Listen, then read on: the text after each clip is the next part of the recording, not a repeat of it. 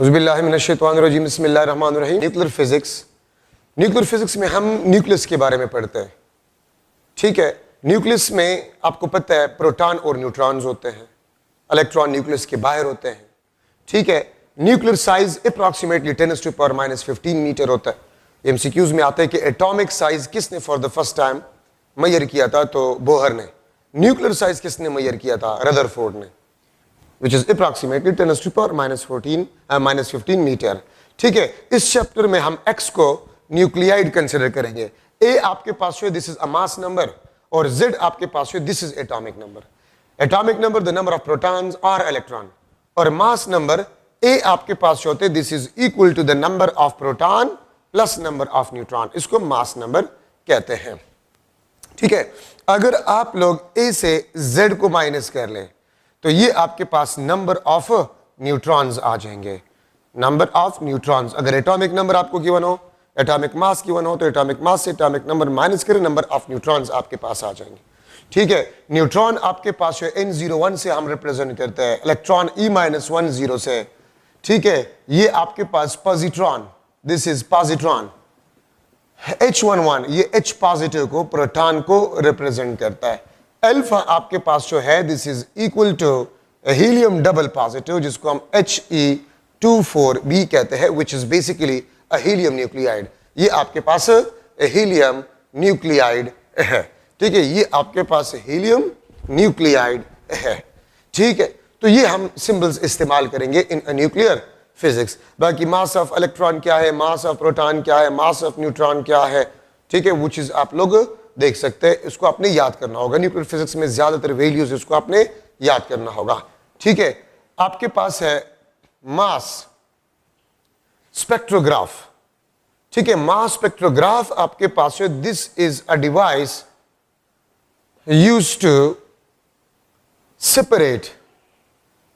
To separate isotopes, measure mass, ठीक है, of isotopes and also ratio of isotopes. Isotopes क्या होते हैं? आइसोटोप्स आपके पास किसी भी एलिमेंट के वो एटम्स जिसके एटॉमिक नंबर तो सेम हो but mass number is different. क्यों? Because of number of neutrons. आप हाइड्रोजन के देखिए, उसके 3 आइसोटोप्स है, प्रोटियम, ड्यूट्रियम एंड ट्रीटियम। ठीक है, प्रोटियम में आपके पास 1 प्रोटॉन होते हैं, 0 न्यूट्रॉन। ड्यूट्रियम में 1 प्रोटॉन 1 न्यूट्रॉन होता है। ट्रीटियम में आपके पास 1 प्रोटॉन 2 न्यूट्रॉन होते हैं। ठीक है, तो ये आपके पास आइसोटोप ऑफ हाइड्रोजन कहलाते हैं। ठीक है, तो आइसोटोप एलिमेंट के वो एटम जिसके एटॉमिक नंबर आपके पास सेम हो but the mass number is different. तो मास स्पेक्ट्रोग्राफ ऐसा डिवाइस होता है, ठीक है, जो कि आइसोटोप को सेपरेट करता है, मासेस ऑफ आइसोटोप को मेजर करता है और रेशियो ऑफ आइसोटोप को मेजर करता है। ठीक है, वर्किंग प्रिंसिपल आपके पास जो है, वर्किंग प्रिंसिपल आपके पास जो है, the deflection of charge in magnetic field, magnetic field. ठीक है, हमने थर्ड चैप्टर में पढ़ा है कि कोई भी चार्ज पार्टिकल अगर मैग्नेटिक फील्ड में एंटर करवा ले, so that charge particle will experience a force. ठीक है, तो इसके वर्किंग प्रिंसिपल भी deflection of charge in a magnetic field आपके पास होता है। ठीक है, अब देखिए, ये आपके पास एक चेंबर होता है।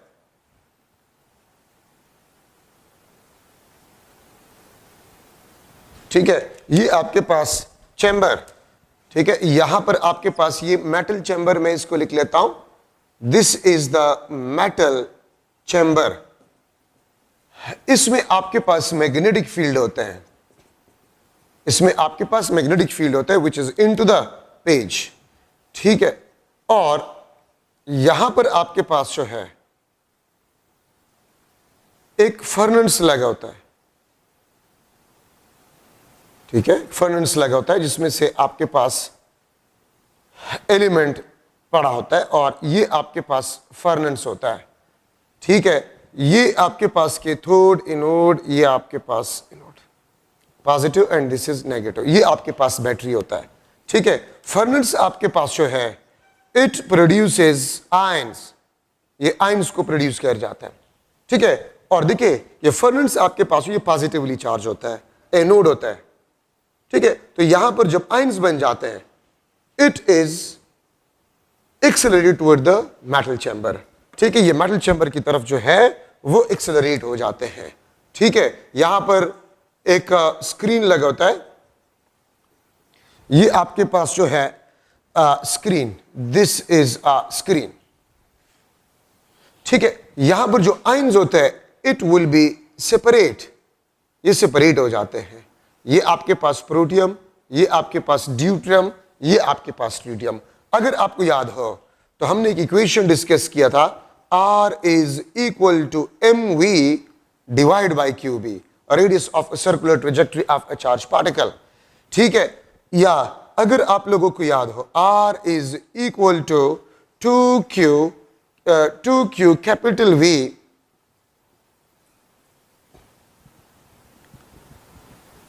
M आपके पास जो है this is equal to 2QV divide by B square into R square,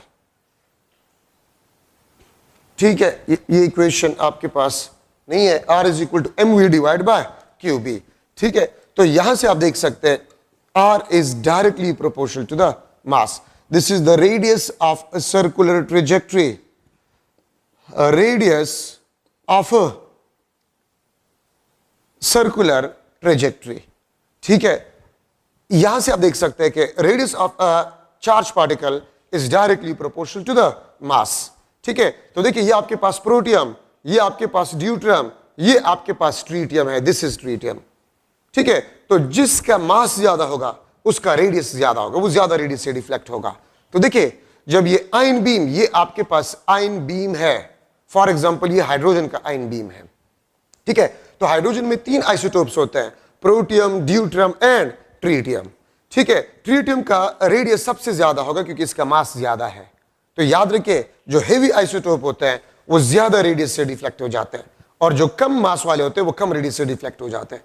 तो इस तरीके से डिफरेंट मासेस या डिफरेंट आइसोटोप्स होते हैं वो सेपरेट हो जाते हैं, डिफरेंट मासेस, ठीक है, वाले आइसोटोप्स जो है वो सेपरेट हो जाते हैं। ये स्क्रीन, ये फ्लोरेसेंट स्क्रीन है, और फ्लोरेसेंट स्क्रीन का मतलब ये होता है कि फ्लोरेसेंट स्क्रीन के साथ अगर कोई चार्ज या आयन टकराता है तो वो हमें लाइट देता है। तो यहां से आपके पास लाइट प्रोड्यूस होगा, और इस लाइट इंटेंसिटी से अंदाजा लगाया जाता है कि इन आइसोटोप में किस आइसोटोप का रेशो ज्यादा होगा। तो देखिए आपके पास जो है आइसोटोप को सेपरेट भी किया जाता है, ये क्रॉस आपके पास ये मैग्नेटिक फील्ड को रिप्रेजेंट किया जाता है, आइसोटोप्स को सेपरेट भी किया जाता है, और इसके मासेस को भी मेजर किया जा सकता है, ठीक है। और मासेस को किस तरह मालूम किया जाता है, अगर आपको याद हो, V is equal to under the root of 2QV divide by M। अगर इसको मैं यहां पर पुट करूं और फिर स्क्वायर निकाल लो तो M square 2Q capital V divide by M Q square into B square, ठीक है। तो ये आपके पास मास स्क्वायर के साथ कैंसल, Q स्क्वायर के साथ कैंसल, तो हमारे पास इक्वेशन आ जाएगा, हमारे पास इक्वेशन आ जाएगा R square is equal to 2mv divide by QB, 2mv divide by QB। यहां पर M ये 2, ये कैपिटल V पोटेंशियल, Q और ये आपके पास B स्क्वायर, ठीक है। या मैं लिख सकता हूं M is equal to QB square R divide by 2V। तो देखिए ये आपके पास फार्मूला ये है जिससे आप मास ऑफ आइसोटोप को मालूम कर सकते हैं। चार्ज क्या है इस पे, मैग्नेटिक फील्ड स्ट्रेंथ क्या है, रेडियस क्या है, ठीक है, और कितना पोटेंशियल आपने प्रोवाइड किया इसको एक्सेलरेट करने के लिए। अगर इसमें आप पुट करें तो आप मासेस ऑफ आइसोटोप को मेजर कर सकते हैं, ठीक है। तो मास स्पेक्ट्रोग्राफ से हम आइसोटोप के मासेस को भी मालूम कर सकते हैं, इसको सेपरेट भी कर सकते हैं, और इसके रेशो को भी मालूम किया जा सकता है। ये वाली इक्वेशन सारे हमने इलेक्ट्रोमैग्नेटिज्म चैप्टर में कर चुके हैं। तो ये इक्वेशन अगर हम हाइड्रोजन बीम इस्तेमाल करें तो उस पर ई चार्ज होता है, मैग्नेटिक फील्ड स्ट्रेंथ हमने कितने इस्तेमाल किया है, रेडियस किसी आइसोटोप का कितना है, और कितना पोटेंशियल आपने प्रोवाइड किया है, पुट करें आपके पास मास आ जाएगा। तो मासेस को भी आप मेजर कर सकते हैं by using mass spectrograph. Mass spectrograph से आप मासेस ऑफ आइसोटोप्स को भी मेजर कर सकते हैं, ठीक है। अच्छा, अब यहां पर हम डिस्कस कर रहे हैं यूनिफाइड मास या इसको हम एटॉमिक मास यूनिट भी कहते हैं। इसको हम एटॉमिक मास यूनिट भी कहते हैं, AMU, एटॉमिक मास यूनिट, या इसको हम यूनिफाइड मास भी कहते हैं। ठीक है, ये बात याद रखिए। तो 1 AMU जिसको हम 1U भी लिखते हैं, this is equal to 1 divide by 12 of mass of carbon 12, mass of carbon 12। अगर इसको आप सॉल्व करें, आपके बुक में मौजूद है, 1 यूनिफाइड मास आपके पास जो है 1.66 multiply by 10 to power -27 kilogram. तो एटॉमिक मास यूनिट आपके पास जो है, एटॉमिक मास यूनिट आपके पास जो है, ठीक है, वो 1.66 multiply by 10 to power -27 kilogram के बराबर होता है। ठीक है, तो इंटर कन्वर्जन आप इस तरह कर सकते हैं, for inter conversion n times of 1U is equal to n times of 1.66 multiplied by 10 to power -27 kilogram. ठीक है, तो आप इंटर कन्वर्जन कर सकते हैं। यूनिफाइड मास 10 यूनिफाइड मास कितने किलोग्राम के बराबर होगा, तो आप दोनों साइड पे 10 को मल्टीप्लाई कर लें। ठीक है, तो यूनिफाइड मास से आप किलोग्राम में जा सकते हैं। ठीक है, अब आप अगर बुक में देखें तो इलेक्ट्रॉन, प्रोटॉन और न्यूट्रॉन की यूनिफाइड मासेस आपको गिवन है, वो आप लोगों ने याद करने होंगे। ठीक है, उसका कोई ट्रिक नहीं है, इलेक्ट्रॉन का क्या है, प्रोटॉन का क्या है, वो आपने याद करने होंगे। अब इसका equivalence energy of one unified mass, तो E is equal to mc square में अगर आप लोग 1.66 multiply by 10 to power -27 kilogram और 3 multiply by 10 to power 8 square, अगर इसको आप इसमें पुट कर ले तो एनर्जी आपके पास आ जाएगा 1.49 multiply by 10 to the power -10 joule. ठीक है, ये आपके पास 1 यूनिफाइड मास का एनर्जी होगा, E is equal to mc square. ठीक है, तो ये आपके पास यूनिफाइड मास का एनर्जी है। ठीक है, तो मैं इसको लिख सकता हूं 1U कितना एनर्जी आपको देगा, ठीक है, वो आप इस तरह लिख सकते हैं 1.49 multiply by 10 to power -10 joule. Interconversion के लिए n times of 1U is equal to n times of 1.49 multiply by 10 to power -10 joule. 10 unified mass कितने जॉल के बराबर है, तो 10 आप दोनों साइड पे मल्टीप्लाई करें। ठीक है, 1 यूनिफाइड मास अगर आप इलेक्ट्रॉन वोल्ट में इसको कन्वर्ट करें तो 931 मेगा इलेक्ट्रॉन वोल्ट एनर्जी आपको एक यूनिफाइड मास देगा। ठीक है, और अगर आप इंटर कन्वर्जन करें n टाइम्स ऑफ 1U, ये आपके पास n times of 931 mega electron volt आपके पास होगा। तो यूनिफाइड मास आपको जॉल में कितना एनर्जी देगा, तो 1 यूनिफाइड मास आपको 1.49 multiply by 10 to power -10 joule energy देगा। मेगा इलेक्ट्रॉन वोल्ट में कितनी एनर्जी देगा, 931 मेगा इलेक्ट्रॉन वोल्ट देगा। ये वैल्यूज आपने याद करने होंगे, इसका कोई ट्रिक नहीं है, ना कोई कंसेप्ट है कि मैं आपको सिखा दूं। ठीक है, तो ये आपने याद ही करने होंगे। तो यूनिफाइड मास एटॉमिक लेवल पे यूनिट ऑफ मास है। ठीक है, एटॉमिक लेवल पे एटम से स्मॉलर पार्टिकल्स के लिए ये यूनिट इस्तेमाल किया जाता है। ठीक है, मास डिफेक्ट आपके पास क्या होता है, mass defect delta m is equal to np mp plus nn mn minus m। ये कैपिटल M आपके पास है, ये न्यूक्लियाइड का मास है। This is the mass of a nuclide. ये np किस चीज को रिप्रेजेंट करता है, the number of proton. mp is the mass of proton, nn is the number of neutron, mn is the mass of a neutron. ठीक है, तो ये आपके पास फ्री न्यूक्लियॉन, याद रखिए प्रोटॉन और न्यूट्रॉन्स को हम न्यूक्लियॉन्स भी कहते हैं। प्रोटॉन्स और न्यूट्रॉन्स आपके पास है, उसको हम न्यूक्लियॉन्स भी कहते हैं। तो देखिए, मास डिफेक्ट आपको क्या कहता है, मास डिफेक्ट ये कहता है कि अगर आपके पास फ्री प्रोटॉन्स और न्यूट्रॉन्स हो तो वो हेवियर होंगे। ठीक है, ये आपके पास फ्री न्यूक्लियॉन्स है, फ्री न्यूक्लियॉन्स है। ठीक है, और ये आपके पास न्यूक्लियाइड मास है जो इन न्यूक्लियॉन से अगर बन जाए। ठीक है, तो याद रखिए ये आपको बता रहे कि NP-MP plus NN-MN this is greater than capital M। तो मतलब इसका ये है कि अगर न्यूक्लियॉन्स मींस प्रोटॉन और न्यूट्रॉन फ्री हो तो वो हेवियर होते हैं, ठीक है। अगर वो न्यूक्लियस बना ले तो न्यूक्लियस लाइटर होता है। न्यूक्लियस क्या होता है? लाइटर होता है। ये बेसिकली मास, इसका डिफरेंस आपके पास ये मास डिफेक्ट कहलाता है। मैं इसकी मिसाल आपको ये देता हूं कि लेट्स सपोज ये 3 मार्कर्स हैं, इसको मैं न्यूक्लियॉन्स कह देता हूं। इसका मास, इसका मास, इसका मास मैंने मालूम किया और फिर तीनों को मैंने ऐड किया तो मेरे पास इन तीनों का टोटल मास आ जाएगा। इन तीनों का टोटल मास आपके पास आ जाएगा। अगर अब इन तीनों मार्कर को मेल्ट करके मैं एक मार्कर बना लूं, ठीक है, तो उस एक मार्कर का मास इन तीनों मार्कर के सम से कम होगा।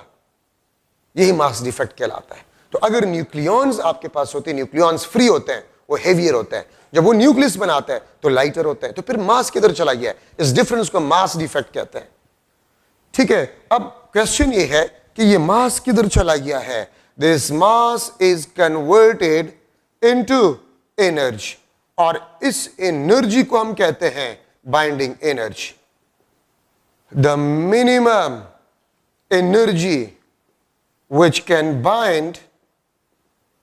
which can bind nucleons in a nucleus, ठीक है। वो कम से कम एनर्जी जो न्यूक्लियॉन्स को न्यूक्लियस में बाइंड रखता है।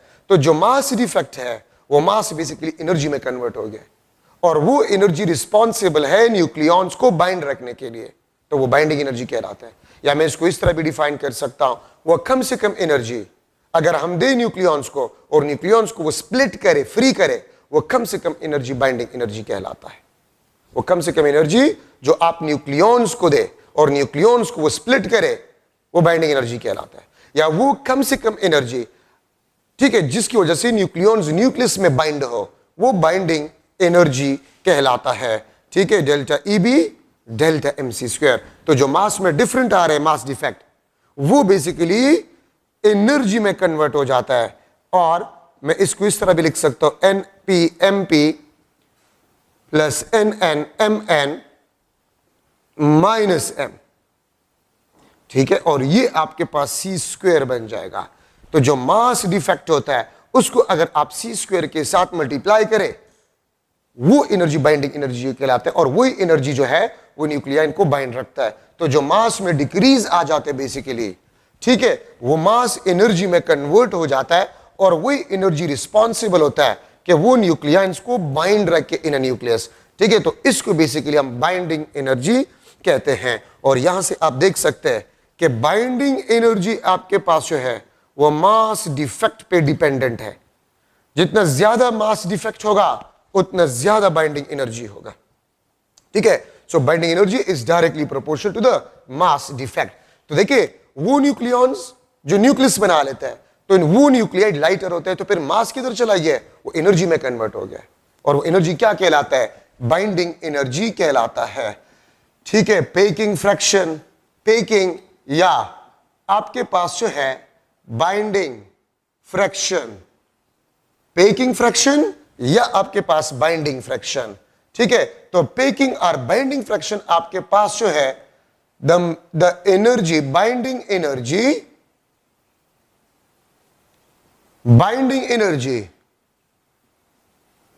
per nucleon, बाइंडिंग एनर्जी पर न्यूक्लियॉन, उसको हम पेकिंग या बाइंडिंग फ्रैक्शन कहते हैं,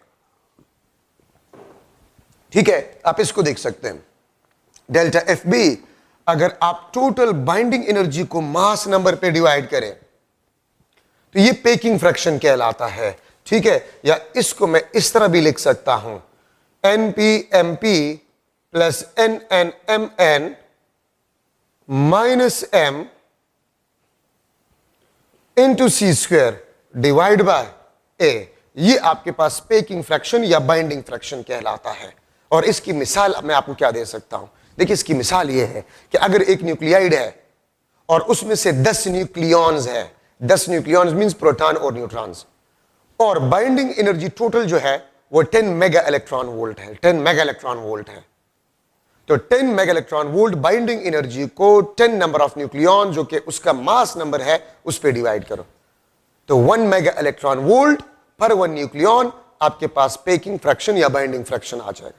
10 में अगर 10 नंबर ऑफ न्यूक्लियॉन्स हो और 10 मेगा इलेक्ट्रॉन वोल्ट एनर्जी हो, तो 10 मेगा इलेक्ट्रॉन वोल्ट एनर्जी को मास नंबर पे डिवाइड करे तो पर न्यूक्लियॉन आपके पास बाइंडिंग एनर्जी आ जाएगा और उसको बेसिकली पेकिंग फ्रैक्शन या बाइंडिंग फ्रैक्शन कहलाता है। ठीक है, और यहां पर ये packing fraction delta F B जो है, this is directly proportional to the binding energy. This is directly proportional to the binding energy. Binding energy अगर ज्यादा है, ठीक है, तो आपके पास पेकिंग फ्रैक्शन ज्यादा होगा, लेकिन बाइंडिंग एनर्जी पर न्यूक्लियॉन मींस मास, मैं इस पे लिख लेता हूं। बाइंडिंग एनर्जी पर न्यूक्लियॉन अगर ज्यादा है तो पेकिंग फ्रैक्शन ज्यादा होगा। अगर बाइंडिंग एनर्जी पर न्यूक्लियॉन कम है तो पेकिंग फ्रैक्शन या बाइंडिंग फ्रैक्शन आपके पास कम होगा। और देखिए मैं लिख सकता हूं स्टेबिलिटी जो है, this is directly proportional to delta F B. Stability आपके पास जो है, this is directly proportional to the packing fraction. याद रखिए, पेकिंग फ्रैक्शन जितना ज्यादा होगा तो आपके पास स्टेबिलिटी उतना ही ज्यादा होगा, और पेकिंग फ्रैक्शन आपके पास जितना कम होगा, स्टेबिलिटी आपके पास उतना ही कम होगा। ठीक है, अब अगर मैं आपसे पूछूं कि मेरे पास दो न्यूक्लियाइड है, एक का per nucleon 1 mega electron volt binding energy है और एक का पर 1 nucleon 2 mega electron volt energy है, तो कौन सा स्टेबल होगा? 2 mega electron volt per nucleon आपके पास जो बाइंडिंग फ्रैक्शन है या पेकिंग फ्रैक्शन है वो ज्यादा स्टेबल होगा। तो stability of a nuclide is directly proportional to the packing fraction और बाइंडिंग फ्रैक्शन। ठीक है, याद रखिए, ये भी अक्सर एमसीक्यूज में आते हैं। The most stable element, the most stable element in on surface of earth, on surface of earth is iron. Iron सबसे स्टेबल न्यूक्लियाइड है। ठीक है, और आयरन का जो पेकिंग फ्रैक्शन है डेल्टा एफ बी वो 7.7 mega electron volt per nucleon है। ठीक है, 7.7 mega electron volt per nucleon है। The mostly stable element on the surface of earth is iron, और कुरान में भी इसका जिक्र है। ठीक है, कुरान में जिक्र है, एक आयत है कि हमने लोहे को मजबूत भेजा जमीन पे ताकि ये इंसान के काम आए। और न्यूक्लियर फिजिक्स भी कहता है कि सबसे stable nuclear on the surface of अर्थ वो आयरन है। ठीक है, और उसका जो पेकिंग फ्रैक्शन है वो 7.7 मेगा इलेक्ट्रॉन वोल्ट है। 8.7 है कि 7.7, अब इसमें थोड़ा सा मैं कंफ्यूज हो गया हूं। ठीक है, लेकिन मेरे ख्याल में 7.7 ये आपके पास 8.7 मेगा इलेक्ट्रॉन वोल्ट एनर्जी है। इसको फिर भी मैं चेक कर लूंगा। ठीक है, 7.7 मेगा इलेक्ट्रॉन वोल्ट है कि 8.7 मेगा इलेक्ट्रॉन वोल्ट है पर न्यूक्लियन। ठीक है, तो ये सबसे स्टेबल एलिमेंट का आपके पास पेकिंग फ्रैक्शन है। तो मैं इसको थोड़ा सा कंफर्म कर लूंगा, मैं आपको भी कंफ्यूज नहीं करना चाहता। ये अब थोड़ा सा मैं इसमें कंफ्यूज हो गया हूं कि 7.7 है कि 8.7 mega electron volt per nucleon है। ठीक है, तो ये मैं देखकर फिर आपको बता दूंगा कि आयरन का जो पेकिंग फ्रैक्शन है वो आपके पास क्या है। ठीक है, वो आपके पास क्या है। हाँ, मुझे याद आया, 8.8 mega electron volt per nucleon है। ठीक है, 8.8 7.7 अल्फा की एनर्जी वो आगे आ जाएगा। 8.8 मेगा इलेक्ट्रॉन वोल्ट अप्रोक्सीमेटली, कामोबेश थोड़ा सा फर्क हो सकता है। ये आपके पास पेकिंग फ्रैक्शन या बाइंडिंग फ्रैक्शन है आयरन का। सो this is the most stable element on the surface of अर्थ, जो कि अक्सर एमसीक्यूज में आपके पास आता है। ठीक है, तो देखिए, जिस एलिमेंट का या जिस न्यूक्लियाइड का बाइंडिंग फ्रैक्शन या पेकिंग फ्रैक्शन ज्यादा हो उसका स्टेबिलिटी ज्यादा होगा। ठीक है, और जिसका पेकिंग फ्रैक्शन या बाइंडिंग फ्रैक्शन कम हो उसका स्टेबिलिटी क्या होगा? कम होगा। तो ये बात आप लोग याद रखिए। अच्छा, अब यहां पर हम जा रहे हैं नेचुरल रेडियो एक्टिविटी, जो कि इंपॉर्टेंट है एमसीक्यूज के लिहाज से। नेचुरल रेडियो, इससे पहले जितने भी डिस्कशन था वो आपको याद करना पड़ेगा। नेचुरल रेडियो एक्टिविटी आपके पास क्या है? वो न्यूक्लियाइड जिसका एटॉमिक नंबर 82 से ज्यादा हो। ठीक है, nuclides whose atomic number is greater than 82 split into lighter nuclides into lighter nuclides with the emission of three types of radiations, with the emission of three types of radiations, ठीक है, alpha, beta and gamma. तो इसको basically हम natural radio activity कहते हैं। वो phenomena कि जिसमें एक हेवी न्यूक्लियाइड जिसका एटॉमिक नंबर 82 से ज्यादा हो, स्पॉन्टेनियसली स्प्लिट हो जाए into three types of radiations, alpha, beta and gamma. ठीक है, तो इसको हम नेचुरल रेडियो एक्टिविटी कहते हैं और मटेरियल को हम रेडियो एक्टिव मटेरियल कहेंगे। ठीक है, रेडिएशंस को हम न्यूक्लियर रेडिएशन कहेंगे। ठीक है, तो अब हम एक एक डीके को लेते हैं। अल्फा डीके, अल्फा डीके और अल्फा डीके में याद रखिए, अल्फा आपके पास हीलियम न्यूक्लियाइड होता है। अल्फा आपके पास क्या होता है? हीलियम न्यूक्लियाइड होता है। ठीक है, इस पे आपके पास डबल पॉजिटिव चार्ज होता है। ठीक है, और He2 दो आपके पास नंबर ऑफ प्रोटॉन्स होते हैं और दो आपके पास नंबर ऑफ न्यूट्रॉन्स होते हैं। तो मास number is 4, atomic number is 2। ठीक है, तो ये आपके पास हीलियम न्यूक्लियाइड है। अच्छा, अगर मैं लो दिस इज XAZ, XAZ, तो इसका मास अगर अल्फा डीके हो जाए, He2 ये alpha decay plus Q, Q energy है। ठीक है, तो मास नंबर डिक्रीज बाय 4 और एटॉमिक नंबर आपके पास है डिक्रीज बाय 2। ठीक है, अल्फा डीके के बाद मास नंबर आपके पास बाय 4 डिक्रीज हो जाता है और एटॉमिक नंबर बाय 2 डिक्रीज हो जाता है। तो मास नंबर भी चेंज हो जाता है और एटॉमिक नंबर भी चेंज हो जाता है। यूरेनियम 238, 92, ठीक है, ये थोरियम में कन्वर्ट हो जाता है। 234, 90 प्लस He24 प्लस Q। अब इसका He24 हमने क्यों लिख लिया है? दो नंबर ऑफ प्रोटॉन्स और दो नंबर ऑफ न्यूट्रॉन्स है, तो मास नंबर अगर कोई इलेक्ट्रॉन भी ना हो फिर भी आपके पास एटॉमिक नंबर 2 और मास नंबर 4 होगा। तो यूरेनियम आपके पास है वो थोरियम में कन्वर्ट हो गया है with the emission of alpha radiation. ये क्यों किस चीज को रिप्रेजेंट करता है? ये एनर्जी को रिप्रेजेंट करता है। तो अगर अल्फा डीके हो जाए तो mass number will be decrease by 4 and atomic number will be decrease by 2।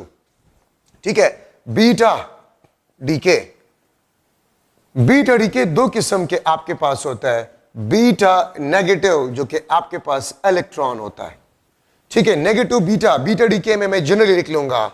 ठीक है, ए जो कि मास नंबर है, no change, mass number change नहीं होगा और एटॉमिक नंबर आपके पास जो है इट विल चेंज बाय 1। ठीक है, बीटा डीके में मास नंबर जो है वो चेंज नहीं होता बीटा डीके में, लेकिन एटॉमिक नंबर बाय 1 चेंज हो जाता है। अल्फा में मास नंबर भी चेंज होता है और एटॉमिक नंबर भी चेंज होता है। मास नंबर बाय 4 चेंज, ठीक है, मींस डिक्रीज, और एटॉमिक नंबर डिक्रीज बाय 2। अच्छा, नेगेटिव बीटा डीके में, नेगेटिव बीटा डीके आपके पास क्या होता है? इलेक्ट्रॉन होता है। ठीक है, तो अगर मैं इसका रिएक्शन लिख लूं XAZ, XAZ, तो मास नंबर में कोई चेंज नहीं आएगा। ठीक है, और नेगेटिव बीटा डीके Z आपके पास जो है इसके साथ ये -1 अगर है तो 1 विल बी एडेड, Z+1 आपके पास हो जाएगा। नेगेटिव बीटा डीके में atomic number will be increase by 1। ठीक है, और इसके साथ एक दूसरा पार्टिकल भी प्रोड्यूस हो जाता है। ठीक है, जिसको हम एंटी न्यूट्रिनो कहते हैं, एंटी न्यूट्रिनो। तो बीटा डीके में एक दूसरा पार्टिकल भी प्रोड्यूस होता है, न्यूट्रिनो और एंटी न्यूट्रिनो, क्योंकि बीटा डीके दो किस्म के हैं। ठीक है, अच्छा, अब यहां पर आप देख सकते हैं नेगेटिव बीटा डीके में ऐसा क्या हो जाता है कि इलेक्ट्रॉन प्रोड्यूस हो जाता है, तो न्यूट्रॉन आपके पास जो है वो प्रोटॉन में कन्वर्ट हो जाता है। ठीक है, beta -10 plus anti neutrino plus आपके पास जो है Q। ठीक है, तो नेगेटिव बीटा डीके में न्यूट्रॉन आपके पास है वो प्रोटॉन में कन्वर्ट हो जाता है। तो नेगेटिव बीटा डीके में ये बात याद रखिए कि नेगेटिव बीटा डीके में नंबर ऑफ न्यूट्रॉन डिक्रीजेस और नंबर ऑफ प्रोटॉन्स इंक्रीजेस। ठीक है, नंबर ऑफ न्यूट्रॉन जो है इट विल बी डिक्रीजेस, ये आपके पास से डिक्रीज हो जाएंगे, और नंबर ऑफ प्रोटॉन्स आपके पास जो है वो इंक्रीज होते हैं। ठीक है, तो ये भी इसमें एक MCQ पॉइंट है in a negative beta decay. Second आपके पास जो है पॉजिटिव बीटा डीके, ये आपके पास पॉजिट्रॉन होता है। मोस्ट केसेस में नेगेटिव बीटा डीके होता है और बहुत कम केसेस में पॉजिटिव बीटा डीके होता है। अगर आपको बीटा डीके में बीटा पॉजिटिव और नेगेटिव के बारे में ना बताया गया हो तो फिर आप नेगेटिव बीटा डीके लेंगे, क्योंकि बीटा पॉजिटिव जो कि पॉजिट्रॉन होता है ये बहुत कम केसेस में प्रोड्यूस होता है। ठीक है, और इसमें क्या होता है, XaZ, this is a parent nuclide. A beta आपके पास positron plus neutrino plus Q। ठीक है, और अगर आपके पास ये +1 है तो एटॉमिक नंबर के साथ यहां पर -1 होगा। वहां पर -1 है नेगेटिव बीटा डीके में, तो Z के साथ +1 है। तो नेगेटिव बीटा डीके में एटॉमिक नंबर इंक्रीज बाय 1 और पॉजिटिव बीटा डीके में एटॉमिक नंबर डिक्रीजेस बाय 1। और इसमें प्रोटॉन आपके पास जो होता है it is decay into neutron, proton neutron में कन्वर्ट हो जाता है। बीटा पॉजिटिव ये आपके पास neutrino plus Q is the energy. ठीक है, तो नेगेटिव बीटा डीके में न्यूट्रॉन प्रोटॉन में कन्वर्ट हो जाता है और पॉजिटिव बीटा डीके में प्रोटॉन न्यूट्रॉन में कन्वर्ट हो जाता है। इसका मतलब ये है कि न्यूक्लियस में जो प्रोटॉन और न्यूट्रॉन होते हैं वो भी अनस्टेबल होते हैं। लेकिन अगर आपसे कोई पूछे कि न्यूट्रॉन और प्रोटॉन में कौन सा पार्टिकल ज्यादा अनस्टेबल है, तो न्यूट्रॉन आपके पास जो है वो ज्यादा अनस्टेबल है। क्यों?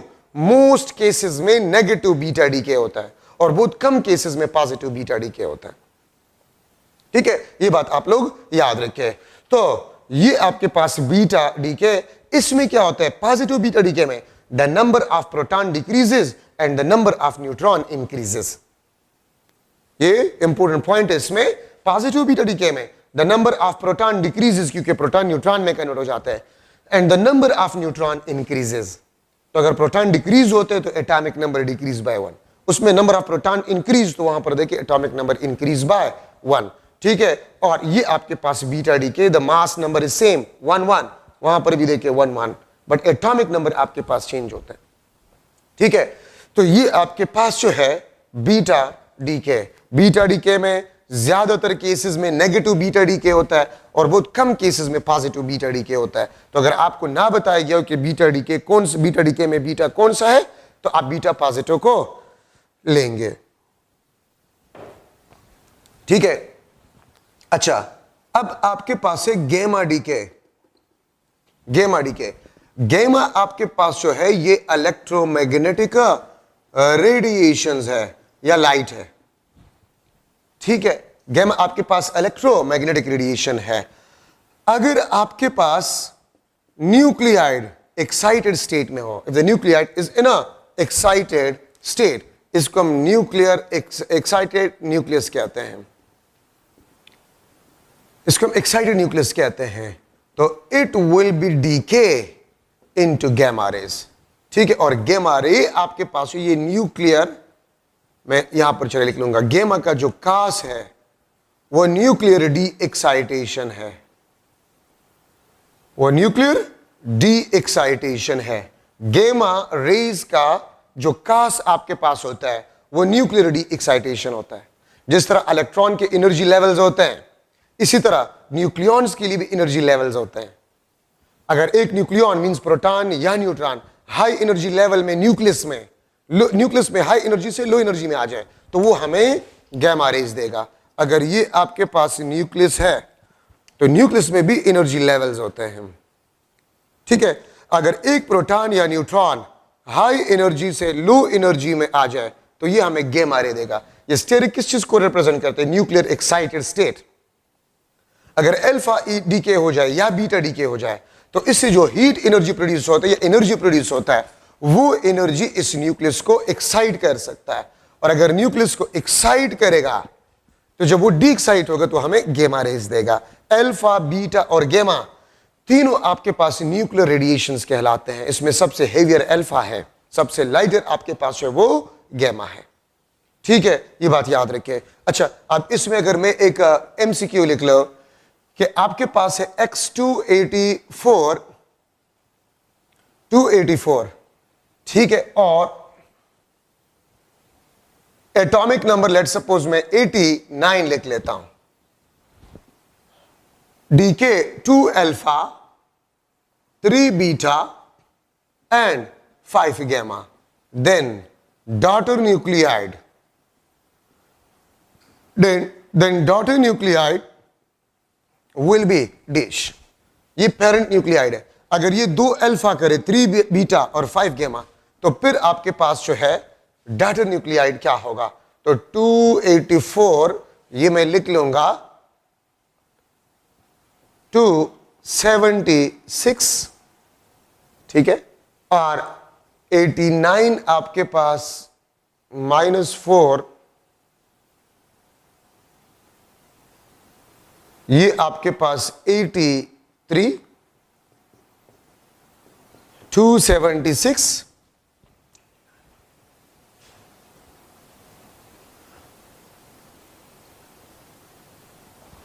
ये आपके पास 88, x276 87, और ये 276 86 आपके पास बन जाएगा. तो डॉटर न्यूक्लियाइड आपके पास क्या बनेगा? ठीक है, तो देखिए कितने आपके पास अल्फा है? 2 अल्फा है. 2He24, 2 4 जा ये 8, 2 2 जा 4. तो देखिए 284 से आप 8 माइनस करें और 89 से आप 4 माइनस करें, लेकिन 3 बीटा भी है, तो मास नंबर में बीटा की वजह से कोई चेंज नहीं आता. 89 -4, 3 बीटा भी है तो +3. अगर आपको ना बताया गया हो कि बीटा पॉजिटिव है कि नेगेटिव है, तो फिर आप इसको नेगेटिव ही कंसीडर करेंगे. तो 89 -4, ठीक है, +3, तो -4 + 3 -1, तो आपके पास 88. This is the answer. ठीक है, 2 अल्फा, तो 2 अल्फा, 2 4 जा 8, 284 -8, 2 2 जा 4, तो 89 -4, और 3 बीटा, तो मास में कोई चेंज आपके पास नहीं आएगा. मैं अगर यहां पर लिख लूं +0, क्योंकि बीटा डीके की वजह से कोई चेंज नहीं आता. तो 89 -4 + 3, तो ये आपको देगा 88. तो ये आपके पास डॉटर न्यूक्लियाइड होगा. तो इस किस्म के एमसीक्यूज मुख्तलिफ बुक्स में मौजूद है कि अगर 2 अल्फा डीके हो जाए तो फिर डॉटर न्यूक्लियाइड क्या होगा, 3 हो जाए तो क्या होगा. ठीक है, तो इस तरीके से आप करेंगे. अगर मैं कह दूं सिर्फ 2 अल्फा है, सिर्फ 2 अल्फा, तो फिर 2 अल्फा, 2 4 जा 8, 284 से 8 माइनस करें, 2 2 जा 4, 89 से 4 माइनस करें, आपके पास वो आंसर हो. ठीक है, अगर सिर्फ 3 बीटा हो तो फिर 89 के साथ 3 को ऐड करो. नेगेटिव बीटा डी के है तो 89 के साथ 3 ऐड करो, मास नंबर में कोई चेंज नहीं. अगर 3 बीटा पॉजिटिव हो तो फिर 89 से 3 माइनस करो, और गेमा डीके की वजह से ना मास नंबर में चेंज आएगा ना एटॉमिक नंबर में चेंज आएगा. अब अगर आपसे कोई ये पूछे कि अल्फा, बीटा और गेमा डीके में कौन कौन सा डीके होगा, तो ये कोई नहीं बता सकता. अल्फा भी सिर्फ हो सकता है, बीटा भी सिर्फ हो सकता है, गेमा भी सिर्फ हो सकता है, तीनों साथ में भी हो सकते हैं, कोई 2 भी हो सकता है. ये रैंडम प्रोसेस होता है, ये फिक्स नहीं होता. तो कोई आपको नहीं बता सकता कि कौन सा डीके एक रेडियो एक्टिव न्यूक्लियाइड करेगा. ठीक है, तो ये आपके पास 3 किस्म के रेडिएशंस है, अल्फा, बीटा एंड गैमा. ठीक है, और अल्फा, बीटा, गेमा डीके जो हेवी न्यूक्लियाइड होता है उसको लाइटर न्यूक्लियाइड में कन्वर्ट कर जाता है. ठीक है, और हेवी अनस्टेबल होता है, लाइटर उसके मुकाबले में थोड़ा सा स्टेबल होता है. ठीक है, अल्फा सबसे हेवी न्यूक्लियाइड है. अब यहां पर मैं ले रहा हूं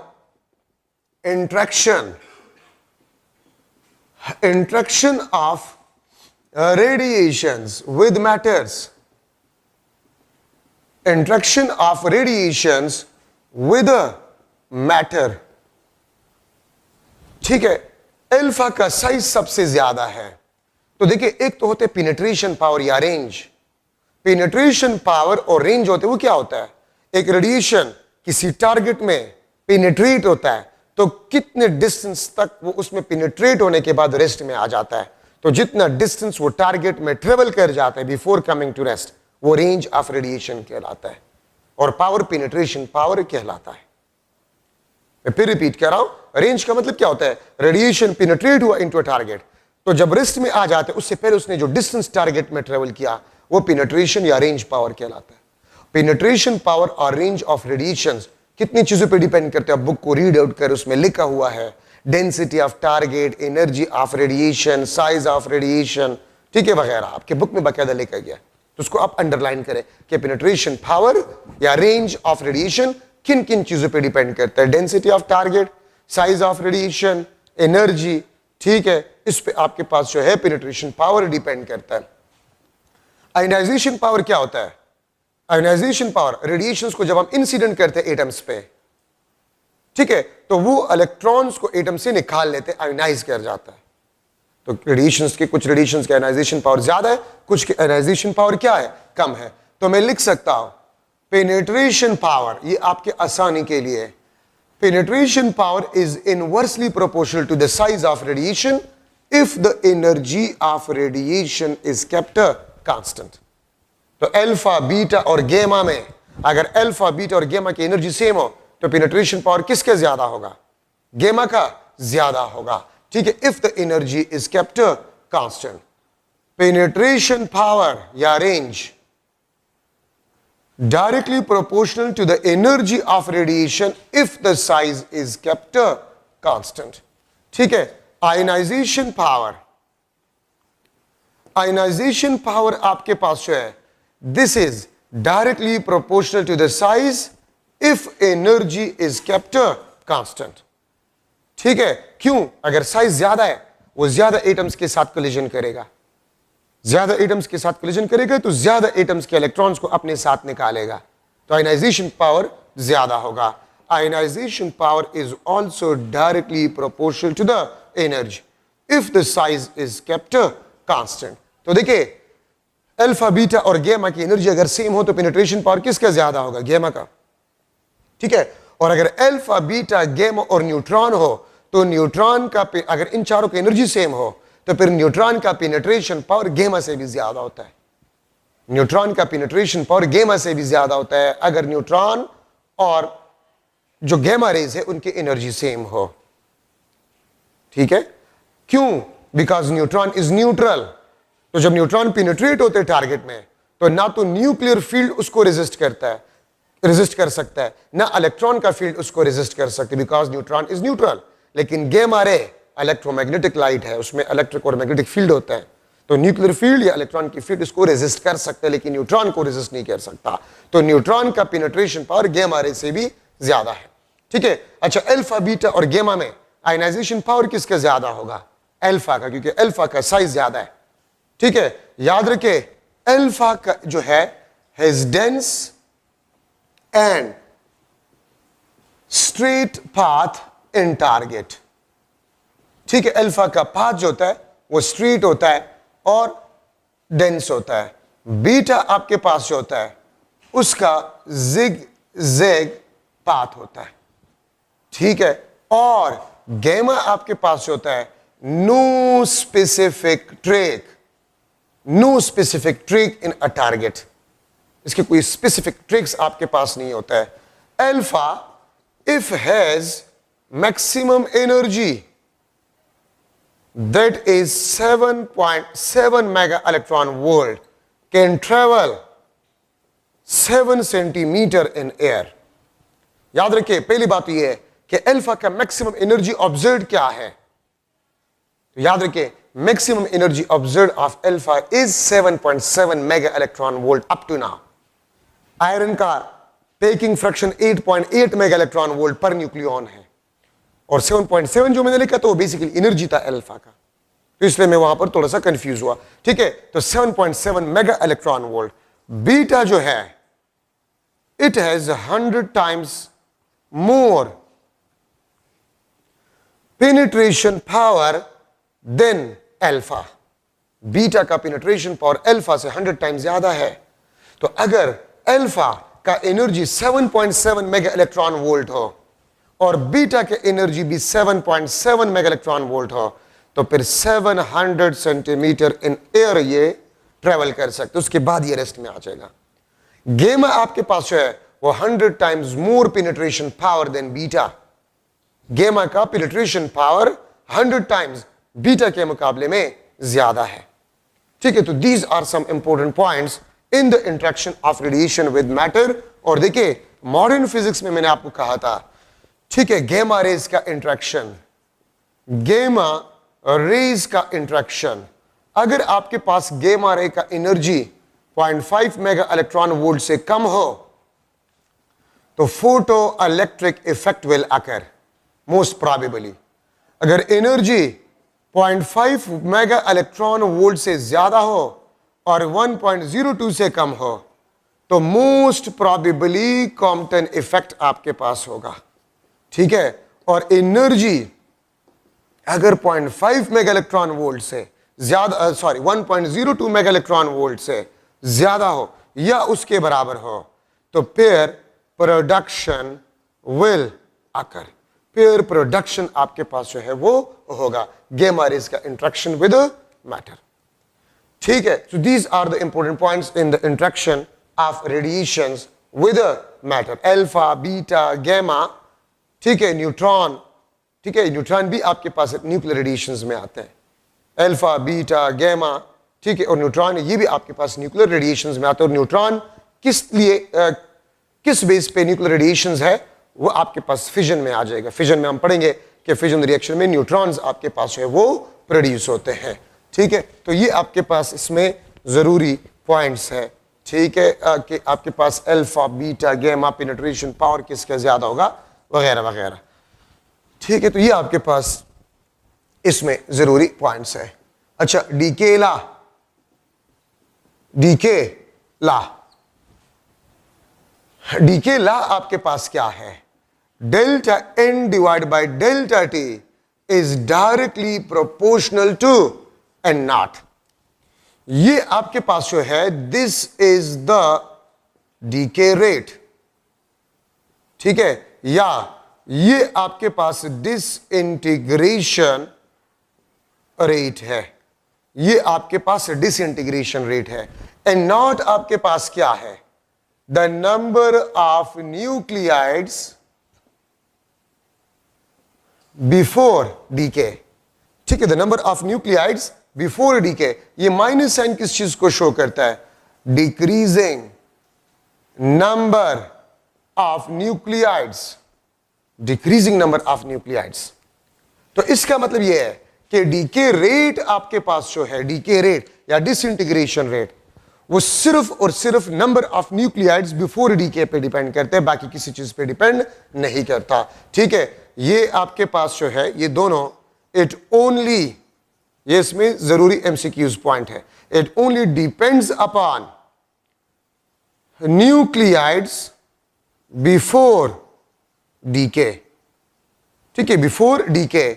और ये दोनों याद रखे, दिस इज इंडिपेंडेंट, ये भी इसमें एक जरूरी कंसेप्ट है, this is independent of environmental condition.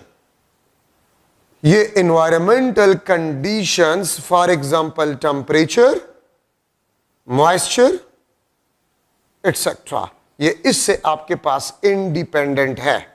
Disintegration rate और डीके रेट आपके पास जो है this only depends upon the number of nuclides before decay. Temperature change होने से, मॉइस्चर चेंज होने से, मतलब एनवायरमेंटल कंडीशन में चेंज आने से डीके रेट पे कुछ भी फर्क नहीं पड़ेगा, वो सिर्फ number of nuclides before decay पे डिपेंड करता है। और मैं स्टूडेंट्स को सिंपल तरीके से इस तरीके से समझाता हूं कि देखिए डेथ रेशो जो है, डेथ रेशो वो पॉपुलेशन पे डिपेंड करता है। अगर एक शहर है उसमें पॉपुलेशन ज्यादा है तो डेथ रेशो भी ज्यादा होगा, और अगर पॉपुलेशन कम है तो डेथ रेशो भी कम होगा। इसी तरह डीके रेट आपके पास जो है, डिसइंटीग्रेशन रेट, अगर मैं इसको कह दूं this is the death ratio और ये पॉपुलेशन, तो डेथ रेशो पॉपुलेशन पे डिपेंड करेगा, बाकी किसी चीज पे नहीं। एक जगह पर धमाका हो जाए, ज्यादा लोग थे तो ज्यादा लोग मर जाते और जख्मी हो जाते, और अगर एक जगह में धमाका हो जाता और कम लोग हैं तो कम लोग मर जाएंगे और कम जख्मी हो जाएंगे। तो इसका मतलब है कि जिस तरह डेथ रेशो पॉपुलेशन पे डिपेंड करता है, इसी तरह डीके रेट भी सिर्फ पॉपुलेशन पे डिपेंड करता है, ये एनवायरमेंटल कंडीशन से इंडिपेंडेंट होता है। ठीक है, अच्छा ये बात याद रखिए कि डीके आपके पास जो होते हैं this is a random process, ये रैंडम प्रोसेस है। मतलब अगर एक न्यूक्लियाइड में, अगर एक रेडियोएक्टिव मटेरियल में 100 न्यूक्लियाइड्स है, कौन सा पहले डीके होगा ये कोई नहीं बता सकता। जिस तरह हम कहते हैं कि इंसानों में पहले कौन मरेगा ये कोई नहीं बता सकता। ठीक है, तो बूढ़े जो है वो जवान होते, जो जिंदा होते हैं, जवान जो है वो मर जाते हैं, बच्चे जो है वो मर जाते हैं। तो जिस तरह मौत रैंडम है, इस तरह डीके रेट भी आपके पास रैंडम है। और 100% डीके टाइम वो आपके पास कितना होगा, वो आपके पास इनफाइनाइट टाइम लेगा, इनफाइनाइट टाइम लेगा 100% डीके। सब दुनिया के इंसान कब मरेंगे, क़यामत कब आएगी, कोई नहीं बता सकता, इनफाइनाइट टाइम। तो 100% डीके कब होगा किसी मटेरियल का, ये कोई नहीं बता सकता, इनफाइनाइट टाइम जो है वो ये लेता है। ठीक है, तो delta N divide by delta T is equal to minus lambda N naught. ठीक है, ये आपके पास एक्टिविटी कांस्टेंट है, delta N divide by delta T divide by N naught. इसको बेसिकली हम कहते हैं दिस इज द एक्टिविटी या डीके कांस्टेंट। ये आपके पास एक्टिविटी और डीके कांस्टेंट है। The ratio of disintegration rate to the number of nuclides before decay. The ratio of number of nuclide rate with the number of nuclides before decay, इसको हम activity या decay constant कहते हैं। और याद रखिए ये नेचर ऑफ मटेरियल पे डिपेंड करता है। तो डीके रेट दो चीजों पे डिपेंड करता है, एक तो before decay number of nuclides और एक नेचर। कुछ ऐसे न्यूक्लियाइड्स होते हैं वो स्टेबल होता है, उसका डीके रेट कम होता है, कुछ ऐसे होते हैं बहुत ज्यादा अनस्टेबल होते हैं, उसका डीके रेट ज्यादा होता है। तो लिम्डा नेचर को बेसिकली रिप्रेजेंट करता है। ठीक है, और लिम्डा का जो यूनिट है, इसका यूनिट आपके पास जो है डीके पर सेकंड, जिसको हम बैक्वेरल बी कहते हैं। 1 decay per second, this is equal to 1 becquerel. अगर एक डीके 1 सेकंड में हो तो हम इसको 1 बैक्वेरल कहते हैं। तो becquerel is the unit of a activity constant और डीके कांस्टेंट। इसका जो लार्ज यूनिट है वो क्यूरी है, and 1 curie is equal to 3.70 multiply by 10 to power 10 becquerel. ये आपने याद करने होंगे। 1 बैक्वेरल 1 डीके पर सेकंड, जो कि एक्टिविटी या डीके कांस्टेंट का यूनिट है, और 1 curie which is equal to 3.70 multiply by 10 to power 10 becquerel. ठीक है, तो ये इसके यूनिट्स आपके पास है, और इसका डेफिनेशन ये है the ratio of decay rate per unit number of nuclides before decay. इसको हम एक्टिविटी कांस्टेंट या डीके कांस्टेंट कहते हैं। ठीक है, और अगर इसको हम सॉल्व करें बाय इंटीग्रेशन मेथड तो हमारे पास ये इक्वेशन आ जाता है, n is equal to n naught e minus lambda T. ये आपके पास जो है इंस्टेंटेनियस न्यूक्लियाइड्स आर, इसको हम रिमेनिंग न्यूक्लियाइड्स बी कहते हैं, इसको हम रिमेनिंग न्यूक्लियाइड्स बी कहते हैं। ठीक है, ये आपके पास टी जो है ये instantaneous time, E exponential constant, lambda activity constant and not the number of nuclide before decay. तो इसका मतलब ये है कि ये ई एक्सपोनेंशियल नेगेटिव का मतलब है कि exponentially decreasing, the number of nuclides is exponentially decreasing. ठीक है, न्यूक्लियाइड्स एक्सपोनेंशियली डिक्रीजिंग। अगर आप इस इक्वेशन को देखें ई नेगेटिव और एक्सपोनेंशियली डिक्रीजिंग का मतलब आपके पास ये होता है, ये अगर ये नंबर ऑफ न्यूक्लियाइड और ये टाइम, तो इस तरह अगर ग्राफ हो इसको हम एक्सपोनेंशियली डिक्रीजिंग कहते हैं। ठीक है, और ये आपके पास ई का पावर जब नेगेटिव होता है। ठीक है, तो ये आपके पास डीके लॉ में जरूरी पॉइंट्स हो गए। हर बुक में देखिए तो यही पॉइंट्स जो मैंने आपको बता दिए, इससे एमसीक्यूज होते हैं। Half life of a radioactive material is the time duration during which half of radioactive nuclides decay या 50% radioactive nuclides decay। For example एक एलिमेंट में 100 न्यूक्लियाइड्स है और वो टाइम जिसमें 50 न्यूक्लियाइड्स डिके हो जाए और 50 रिमेनिंग हो, वो टाइम ड्यूरेशन आपके पास जो है half life of radioactive material कहलाता है। ठीक है, आपके पास हाफ लाइफ जो है natural log of 2 divide by lambda. ठीक है, या इसको मैं इस तरह भी लिख सकता हूं 0.69 divide by lambda. This is basically the equation of half life of radioactive material. ठीक है, natural log of 2 divide by lambda, where lambda is the activity constant. ठीक है, और एक्टिविटी कांस्टेंट आपको पता है disintegration rate per unit number of nuclides before decay. ये half life आपको बता रहा है कि this is inversely proportional to the activity constant. अगर एक्टिविटी कांस्टेंट ज्यादा हो तो हाफ लाइफ कम होगा। क्या मतलब है? मेरे पास अगर दो न्यूक्लियाइड्स है, दो किस्म के न्यूक्लियाइड्स है, ए और बी।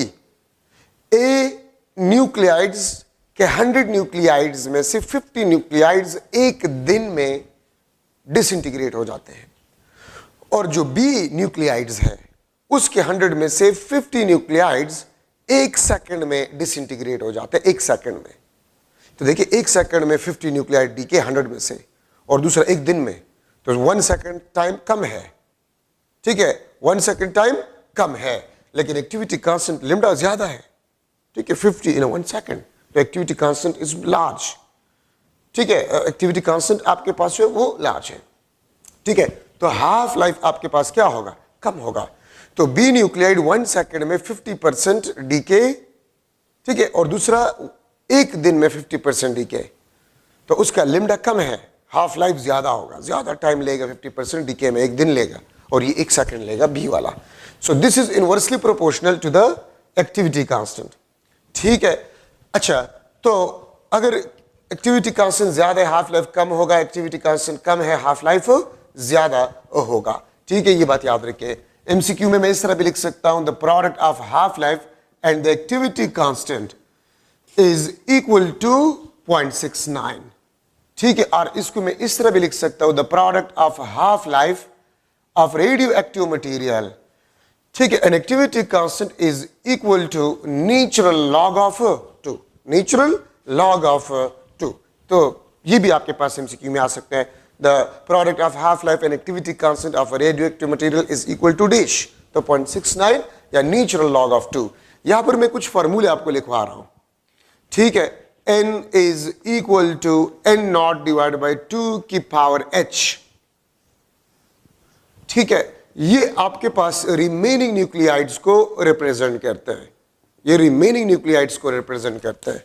ठीक है, ये h आपके पास जो है, h ये नंबर ऑफ हाफ लाइफ्स को रिप्रेजेंट कर रहे हैं, ये नंबर ऑफ हाफ लाइफ्स को रिप्रेजेंट कर रहे हैं।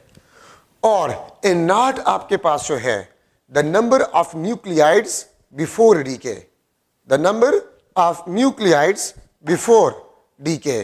ठीक है, तो ये number of nuclides before decay को रिप्रेजेंट करता है। ठीक है, ये आपके पास नंबर ऑफ हाफ लाइफ, और ये रिमेनिंग न्यूक्लियाइड्स या इंस्टेंटेनियस न्यूक्लियाइड्स है आपके पास। मैं अगर लू T इंटू एच T 1/2, ये आपके पास टोटल टाइम, ये आपके पास नंबर ऑफ हाफ लाइफ्स को रिप्रेजेंट करेगा। तो देखिए, अगर नंबर ऑफ हाफ लाइफ्स को आप हाफ लाइफ के साथ मल्टीप्लाई करें तो आपके पास टोटल टाइम आएगा। ठीक है, कि टोटल टाइम उसने क्या लिया होगा, तो वो आपके पास कैपिटल T आपके पास होगा। ठीक है, अब ये फार्मूले देखिए, मैं एक टेबल बना रहा हूं, तो फिर इस फार्मूले को आप आसानी से समझ सकते हैं कि हम कहां पर इसको इस्तेमाल करेंगे। ठीक है, जो टेबल में बना रहा हूं ये बहुत जरूरी है, और अगर इस टेबल की आपको समझ आ जाए तो इंशाल्लाह किसी भी किस्म के एमसीक्यूज में हाफ लाइफ से रिलेटेड आपको कोई भी प्रॉब्लम नहीं होगा। ठीक है, यहां पर मैं लिख रहा हूं टाइम। ठीक है, ये मैं टाइम लिख रहा हूं, ये मैं लिख रहा हूं यहां पर रिमेनिंग न्यूक्लियाइड्स। ठीक है, या फ्रैक्शन, या फ्रैक्शन, रिमेनिंग फ्रैक्शन या रिमेनिंग न्यूक्लियाइड, और ये आपके पास जो है डीके न्यूक्लियाइड्स को रिप्रेजेंट करेगा। ठीक है, और डीके फ्रैक्शन को रिप्रेजेंट करेगा। परसेंटेज रिमेनिंग, परसेंटेज रिमेनिंग, और ये आपके पास जो है परसेंटेज डीके, परसेंटेज डीके को ये रिप्रेजेंट करेगा। ठीक है, अच्छा, अब यहां पर मैं लिख रहा हूं टोटल टाइम। अगर मैं लिख लो 1T1/2 means after first half life, after second half life, after third half life, after half life, ठीक है, आफ्टर फिफ्थ हाफ लाइफ इस तरह जाते जाए। तो देखिए अगर मैं यहां पर h को 1 पुट कर लूं तो फर्स्ट हाफ लाइफ के बाद n नॉट डिवाइड बाई 2, ठीक है, या 1 डिवाइड बाई 2, ये आपके पास जो है रिमेनिंग न्यूक्लियाइड होंगे, ठीक है, और n नॉट डिवाइड बाई 2 आपके पास जो है या हाफ, ये आपके पास डीके न्यूक्लियाइड्स, ठीक है, और डीके फ्रैक्शन आपके पास होगा, ठीक है, और फर्स्ट हाफ लाइफ के बाद 50% डीके होगा और 50% रिमेनिंग होगा आफ्टर फर्स्ट हाफ लाइफ। अच्छा, आफ्टर सेकंड हाफ लाइफ सारा कमाल इस रिमेनिंग में है, इसको हाफ करे फर्दर, तो अगर मैं इसको हाफ करूं तो ये आपके पास बन जाएगा n नॉट डिवाइड बाई 4, या h के बजाय अगर मैं 2 पुट कर लूं तो 2 की पावर 2 ये आपके पास 4 बन जाएगा, n नॉट डिवाइड बाई 4 या 1/4 fraction is remaining. First half life के बाद आपके पास हाफ रिमेनिंग है, तो हाफ डीके, तो देखिए अब आपके पास कितना रिमेनिंग है, हाफ है ना, तो अगर आपके पास हाफ है सेकंड हाफ लाइफ बाद इसको हाफ करो, तो अगर हाफ को आप हाफ करें 1/4, फिर 1/4 को अगर आप हाफ करें थर्ड हाफ लाइफ 1/8, ठीक है, थर्ड हाफ लाइफ इसको फर्दर हाफ करें n नॉट डिवाइड बाई 8 या 1 डिवाइड बाई 8, अगर 4 हाफ लाइफ इसको फर्दर हाफ करें n नॉट डिवाइड बाई 16, ठीक है, ये आपके पास 1/16 फ्रैक्शन रिमेनिंग होगा। अब देखिए अगर 1/4 हिस्सा रिमेनिंग है, 4 में से 1 हिस्सा अभी भी आपके पास मौजूद है, तो इसमें से 3 n नॉट डिवाइड बाई 4 या 3 डिवाइड बाई 4 आपके पास जो है इट डिसइंटीग्रेट, ये डीके हुआ है, 1/4 आपके पास है, 3/4 आपके पास जो है वो डीके हुआ है, ठीक है। अच्छा 50% को हाफ करें तो 25% इज रिमेनिंग, क्योंकि आपके पास तो 50%, 100 में से आपके पास 50 रुपए रह गए थे, तो 50 रुपए का आधा अगर आप और लगा लेते तो 25 रिमेनिंग होंगे, ठीक है, और अगर 25 रिमेनिंग है तो इसका मतलब है 100% से इसको सब्ट्रैक्ट करें 75% आपके पास डीके हुआ है, ठीक है। अब अगर 8 में से एक हिस्सा अभी भी आपके पास मौजूद है, अगर 8 में से एक हिस्सा अभी भी आपके पास मौजूद है, ठीक है, तो 7 n नॉट डिवाइड बाई 8 और 7/8 फ्रैक्शन आपके पास क्या होगा, वो डीके न्यूक्लियाइड्स आपके पास होंगे, ठीक है, और 25 को हाफ करें 12.5% और 100 से आप 12.5 को सब्ट्रैक्ट करें, ये आपके पास 87.5% आपके पास बन जाएगा, तो 12.5% रिमेनिंग है, 87.5% आपके पास है, इट इज अ डीके। अच्छा अब 16 में से एक पार्ट आपके पास मौजूद है, तो 15 n naught divide by 16 this is decay nuclide. अगर 16 में से एक अभी भी आपके पास मौजूद है तो 15 डीके हुए होंगे, ये आपके पास 15 डिवाइड बाय 16, इसको फर्दर हाफ करें तो ये 6.25% आपके पास बन जाए, ठीक है, और 100 से अगर आप इसको माइनस करें तो ये आपके पास आ जाएगा 93.75%, दिस इज डीके, ठीक है। तो देखिए इसका आसान मतलब है, आप थोड़ा सा अगर आप गौर से देखें, after first half life half is remaining, फिर हाफ को फिर हाफ करें 1/4, फिर 1/4 को हाफ करें 1/8, फिर 1/8 को हाफ करें 1/16, फिर 1/16 को हाफ करें 1 डिवाइड बाई 32, फिर 1 डिवाइड बाई 32 को हाफ करें 1 डिवाइड बाई 64, ये रिमेनिंग, तो ऊपर अगर 1 होगा ये रिमेनिंग होगा, ठीक है, और नीचे वाले नंबर से अगर ऊपर वाला नंबर एक नंबर कम हो वो डीके, 2 यहां पर 1, यहां पर 4, यहां पर 3, यहां पर 8, यहां पर 7, यहां पर 16, यहां पर 15, तो ये आपके पास डीके न्यूक्लियाइड्स होंगे।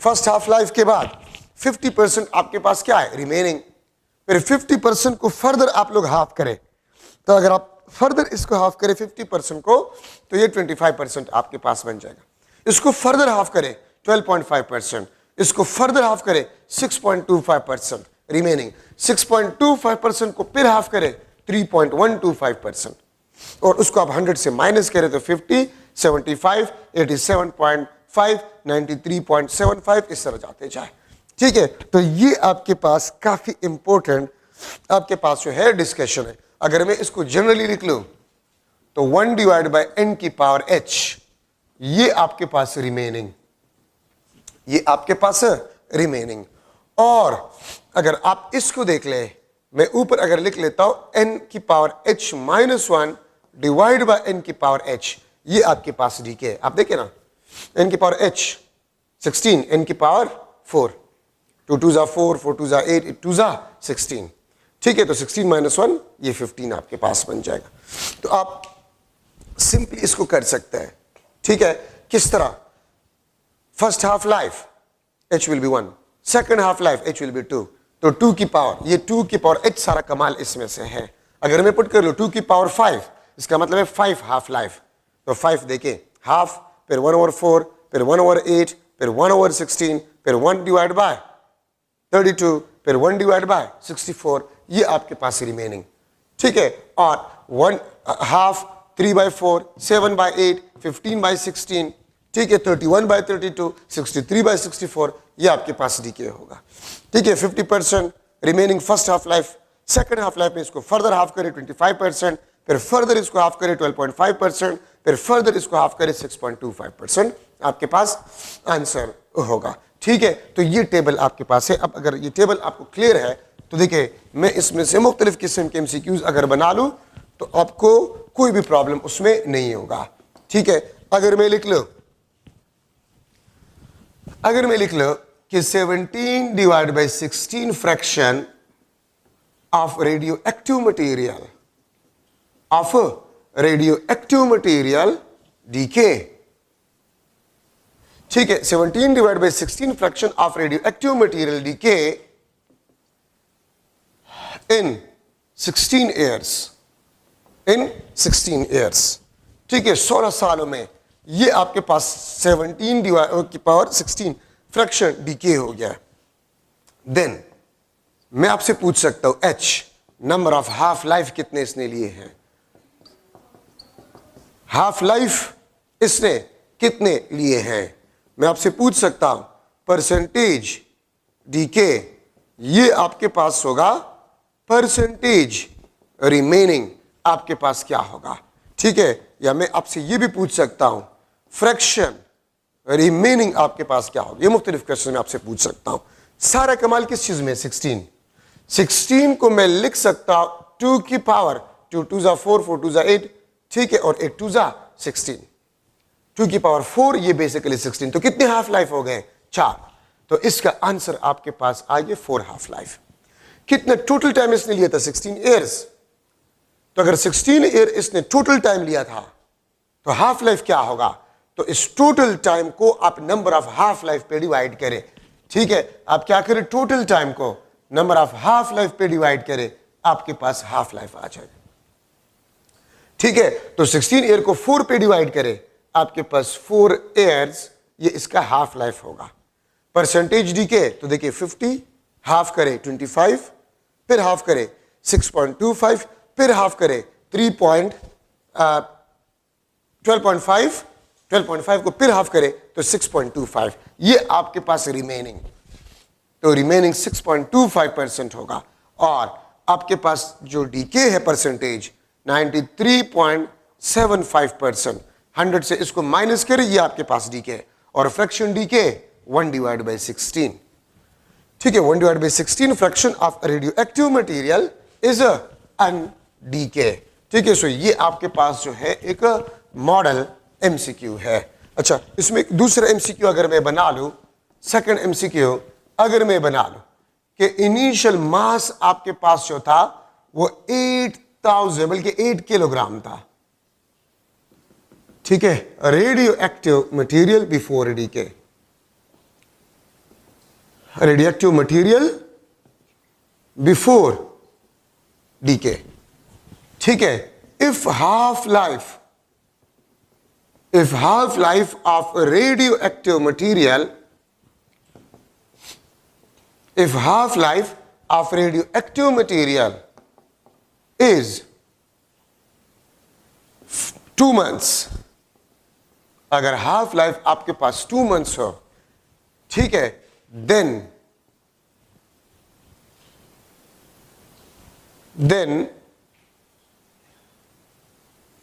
how much time, ठीक है, बल्कि मैं इस तरह लिख लूंगा 2 months if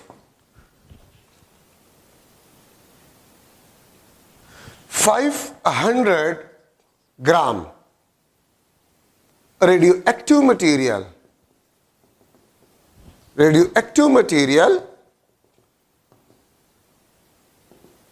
remained. ठीक है, अगर 500 gram radioactive material remain, then number of half life इसने कितने लिए होंगे? ठीक है, टोटल टाइम इसने कितना लिया होगा? फ्रैक्शन डीके,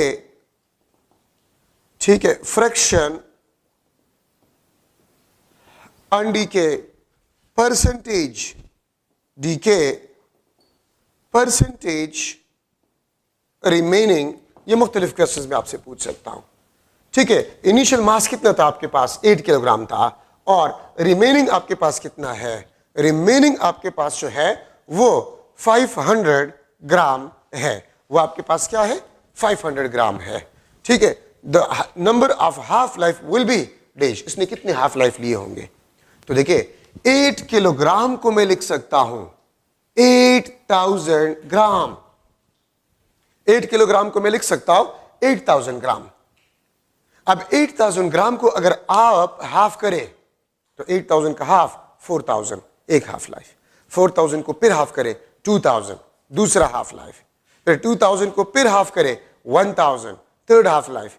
ठीक है, 1000 को फिर हाफ करें तो 500 ग्राम। इसका मतलब है 4 हाफ लाइफ इसने लिए हैं, और इस इक्वेशन के तमाम आंसर आपके पास आ गए। ठीक है, टोटल टाइम इसने कितना लिया होगा? तो आपके पास 2 मंथ्स हाफ लाइफ है, तो फॉर 2 8 मंथ्स इसने लिए होगा 8 किलोग्राम से 500 ग्राम बनने के लिए। ठीक है, अच्छा, अब फ्रैक्शन डीके आपके पास 15 डिवाइड बाई 16 होगा, क्योंकि 2 की पावर 4 आपके पास क्या आता है? 16। तो 15 by 16 fraction decay, 1 divide by 16 undecay. Percentage आपके पास डीके 93.75% और 6.25%। मैं एक दफा फिर रिपीट कर रहा हूं, आपके पास 8 किलोग्राम रेडियो एक्टिव मटीरियल था बिफोर डीके, और किलो 1000 होते, तो 8000 ग्राम वो इनिशियल मास था। ठीक है, हाफ लाइफ 2 मंथ्स है। If 500 gram radio active material remain, तो फिर नंबर ऑफ हाफ लाइफ कितने उसने लिए होंगे? टोटल टाइम उसने कितना लिया होगा? फ्रैक्शन डीके क्या होगा? फ्रैक्शन अनडीके क्या होगा? परसेंटेज डीके क्या होगा? और परसेंटेज रिमेनिंग आपके पास जो है वो क्या होगा?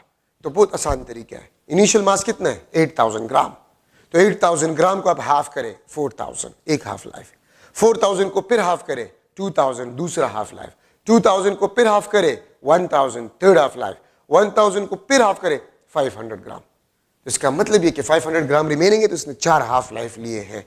तो आपके पास फिर आंसर जो है वो आपके पास मौजूद है कि उसने कितना टाइम लिया होगा।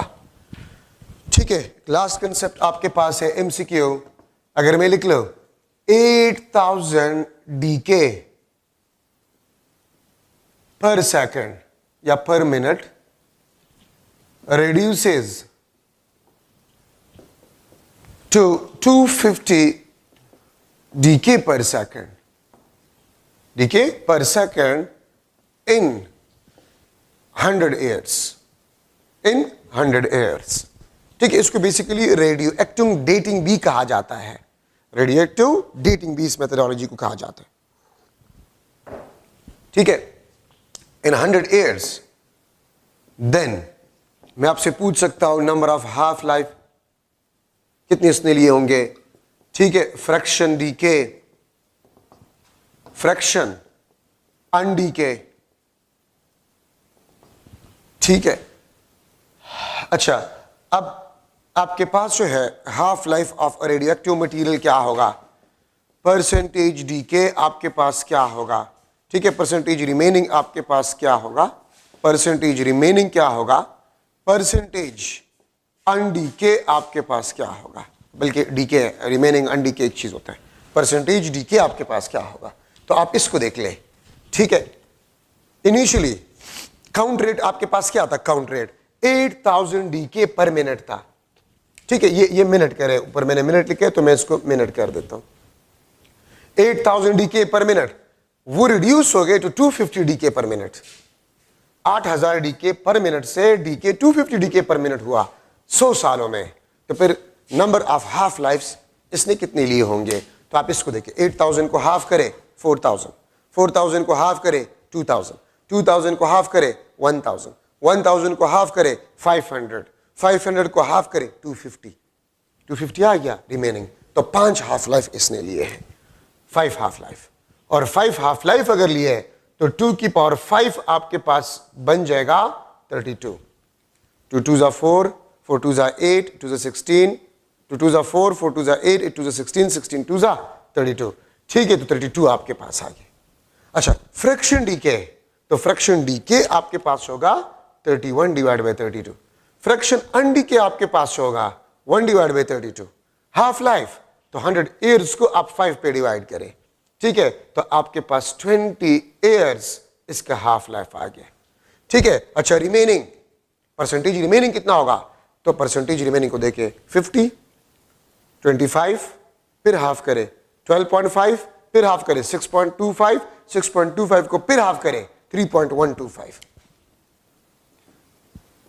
ये आपके पास रिमेनिंग होगा। 100 से इसको माइनस करे, 3.125 को माइनस करे 100% से, तो फिर आपके पास 96.875% ये आपके पास डीके हुआ होगा। तो सब क्वेश्चंस के आंसर आपके पास आ गए हैं। तो सबसे इंपॉर्टेंट चीज आपके पास होता है वो नंबर ऑफ हाफ लाइफ्स आपके पास होता है। इंशाल्लाह आप किसी भी बुक के एमसीक्यूज हाफ लाइफ से रिलेटेड ट्राई करें, इंशाल्लाह आपको कोई प्रॉब्लम नहीं होगा। ठीक है, आप टेबल जो मैंने बना लिए, अगर उस टेबल की आपको समझ आ गया हो, और अगर आप इस एमसीक्यूज में देखें तो सारा कमाल आपके पास जो है वो नंबर ऑफ हाफ लाइफ्स में है, वो नंबर ऑफ हाफ लाइफ्स में है। ठीक है, तो ये आपके पास जो है हाफ लाइफ में इंपॉर्टेंट पॉइंट्स आपके पास बन गए। अच्छा, मीन लाइफ आपके बुक में तो नहीं है, फेडरल बोर्ड के बुक में है, तो मैं एहतियातन आपको करवा देता हूं। ठीक है, हाफ मीन लाइफ आपके पास है, this is the reciprocal of the activity constant. ठीक है, ये मीन लाइफ को रिप्रेजेंट कर रहा है, और मैं लिख सकता हूं the product of mean life and activity constant is always equal to 1। The product of mean life and activity constant of radioactive material is always equal to 1। ठीक है, और अगर आपको याद हो half life natural log of 2 divide by lambda, या इसको हम 0.69 डिवाइड बाय लिम्डा कह सकते हैं।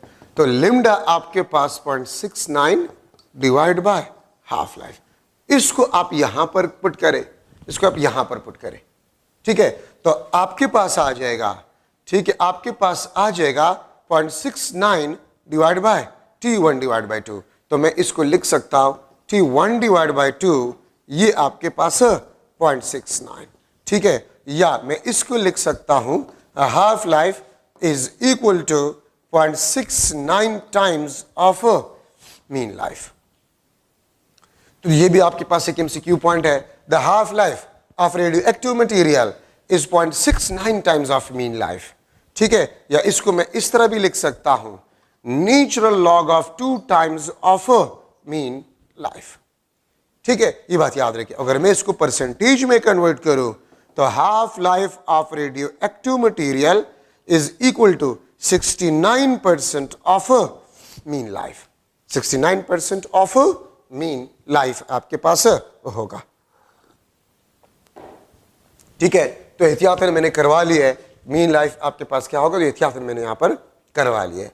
ठीक है, तो द रेशियो मैं इस तरह भी लिख सकता हूं, the ratio of mean life to the half life is equal to 1 divide by 0.69 या 1 divide by natural log of 2। अगर इसको आप उल्टा करें, the ratio of half life of a radioactive material to the mean life is equal to 0.69 या natural log of 2 आपके पास होगा। ठीक है, तो ये आपके पास important discussion in a mean life, the reciprocal of activity constant is a mean life. How much time a radioactive material will take for 100% decay? Infinite time it will take for 100% decay. ठीक है, तो ये आपके पास mean life में important discussion आपके पास बन गए हैं।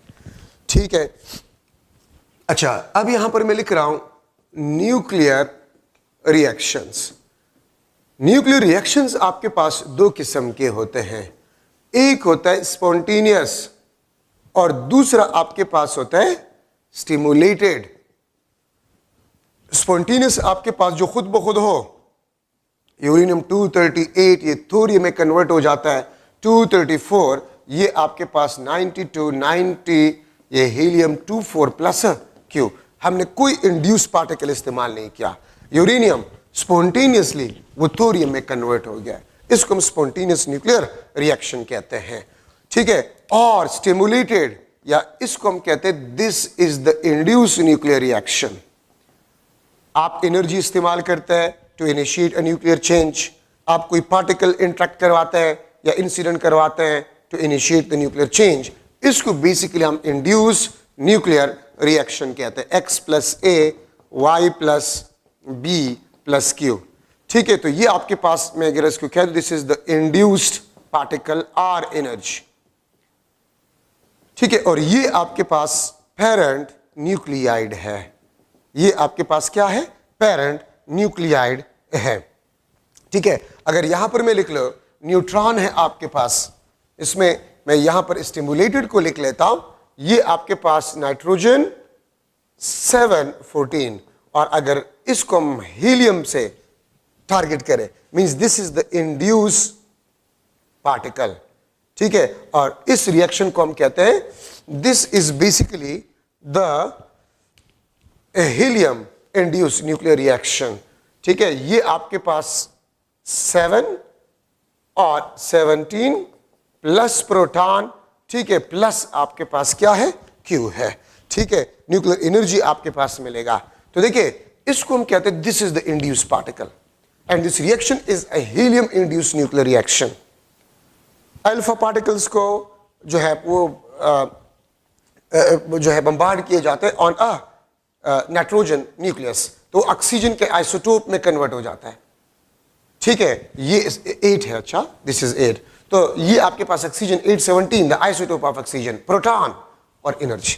तो इसको बेसिकली कहते हैं द अल्फा इंड्यूस। तो मुख्तलिफ किस्म की इंड्यूस न्यूक्लियर रिएक्शंस हैं neutron induce nuclear reaction, alpha induce nuclear reaction, ठीक है, beta induce reaction, positron induce nuclear reaction, energy, gamma rays induce nuclear reaction वगैरह, ठीक है। तो इसको हम इस्तेमाल कर सकते हैं, ठीक है, एज इंड्यूस इनिशिएट। अच्छा एक बात याद रखिए, तमाम कंजर्वेशन लॉज, वो कंजर्वेशन ऑफ एनर्जी हो, कंजर्वेशन ऑफ मास हो, कंजर्वेशन ऑफ एंगुलर मोमेंटम हो, कंजर्वेशन ऑफ लीनियर मोमेंटम वगैरह, ठीक है, conservation of number of nucleons, ये सारे सेटिस्फाइड होते हैं। आप इसको देखिए 238, 234 प्लस 4 238, ठीक है, 90 प्लस 2 92।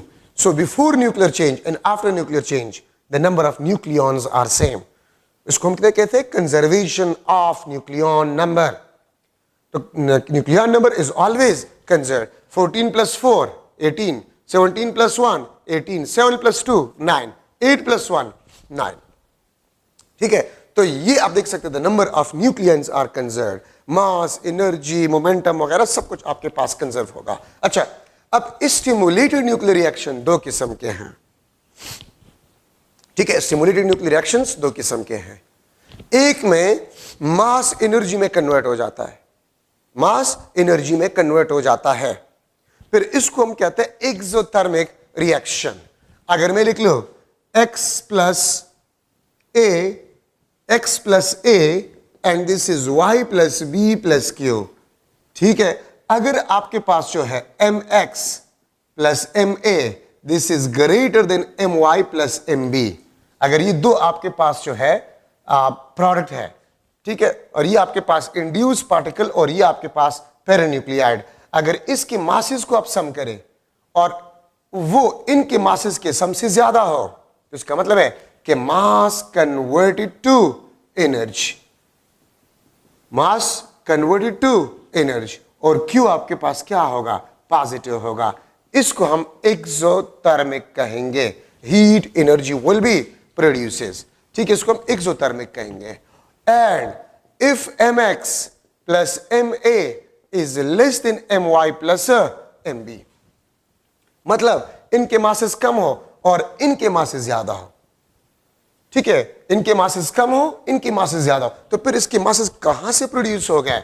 तो इसका मतलब यह है कि एनर्जी जो है वो कन्वर्ट हो गया into mass, energy converted to mass, ठीक है। और यहां पर याद रखिए Q आपके पास जो इट इज अ नेगेटिव, ठीक है, और नेगेटिव हम कहते हैं इसको हम एंडोथर्मिक न्यूक्लियर रिएक्शन कहते हैं, इसको हम एंडोथर्मिक न्यूक्लियर रिएक्शन कहते हैं, ठीक है। तो अगर Q नेगेटिव हो तो एंडोथर्मिक आपके पास होगा। ये जो मैंने रिएक्शन लिखवाया था N714 प्लस He24, ये oxygen O817 plus proton plus Q, इस रिएक्शन में अगर आप लोग देखें तो हीट एनर्जी जो प्रोड्यूस होता है Q, वो तकरीबन -1.192 mega electron volt energy produce होता है इस न्यूक्लियर रिएक्शन में। तो अब इस माइनस का मतलब क्या होता है? इस माइनस का मतलब आपके पास ये होता है कि energy is converted into mass, energy मास में कन्वर्ट हो गया है, ठीक है। इस माइनस का मतलब आपके पास ये है। अब देखिए इसका मतलब ये है कि इंड्यूस पार्टिकल के साथ कम से कम अगर 1.192 mega electron volt kinetic energy होगा तो फिर आपके पास ये रिएक्शन पॉसिबल है, अदरवाइज ये पॉसिबल नहीं है।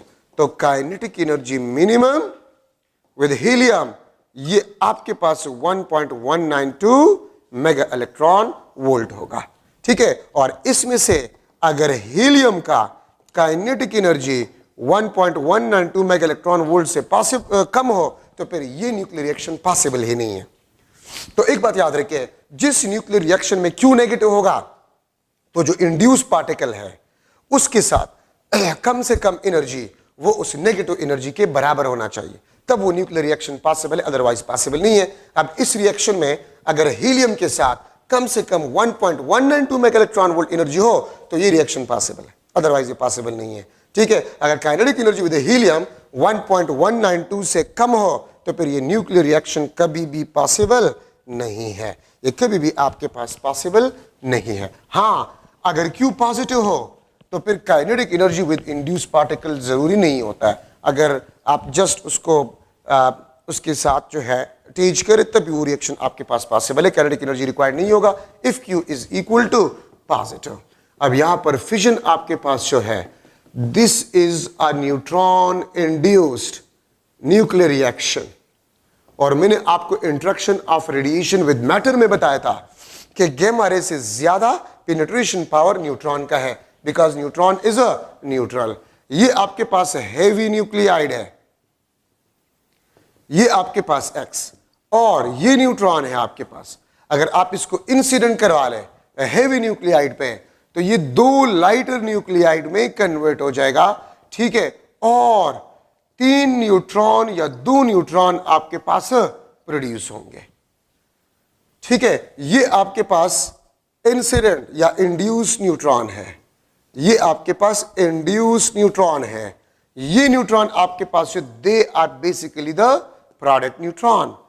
तो अगर आप न्यूट्रॉन को इंसिडेंट करवा लें हेवी न्यूक्लियाइड पे, ठीक है, तो हेवी न्यूक्लियाइड आपके पास जो है it will disintegrate into 2 lighter nuclide with the emission of 3r2 neutron, और साथ में Q heat energy भी प्रोड्यूस होगा। Q is basically used for the heat energy। तो इस रिएक्शन को हम कहते हैं fission nuclear reaction, fission nuclear reaction हम इसको कहते हैं। इंड्यूस न्यूट्रॉन कितने किस्म के आपके पास है? 2 किस्म के हैं, थर्मल और स्लो न्यूट्रॉन्स, और दूसरा आपके पास जो है फास्ट न्यूट्रॉन्स, फास्ट न्यूट्रॉन्स आपके पास है, ठीक है। लो एनर्जेटिक न्यूट्रॉन्स, ठीक है, जिसकी एनर्जी 0.04 इलेक्ट्रॉन वोल्ट, इसकी एनर्जी अप्रॉक्सीमेटली 0.04 इलेक्ट्रॉन वोल्ट, कितना स्मॉल एनर्जी है कि हम रूम टेम्परेचर पे भी न्यूट्रॉन इतनी एनर्जी गेन कर सकता है। और fast neutron highly energetic neutron, ये हाईली एनर्जेटिक न्यूट्रॉन आपके पास होगा जिसको हम फास्ट न्यूट्रॉन कहते हैं, और इसके लिए पार्टिकल एक्सेलरेटर इस्तेमाल होता है, ठीक है। प्रोडक्ट न्यूट्रॉन आपके पास जो है, प्रोडक्ट न्यूट्रॉन वो 2 किस्म के हैं, प्रॉम्प्ट न्यूट्रॉन, ठीक है, और दूसरा आपके पास जो होता है डिले न्यूट्रॉन्स, ठीक है। Delay neutrons produces instantaneously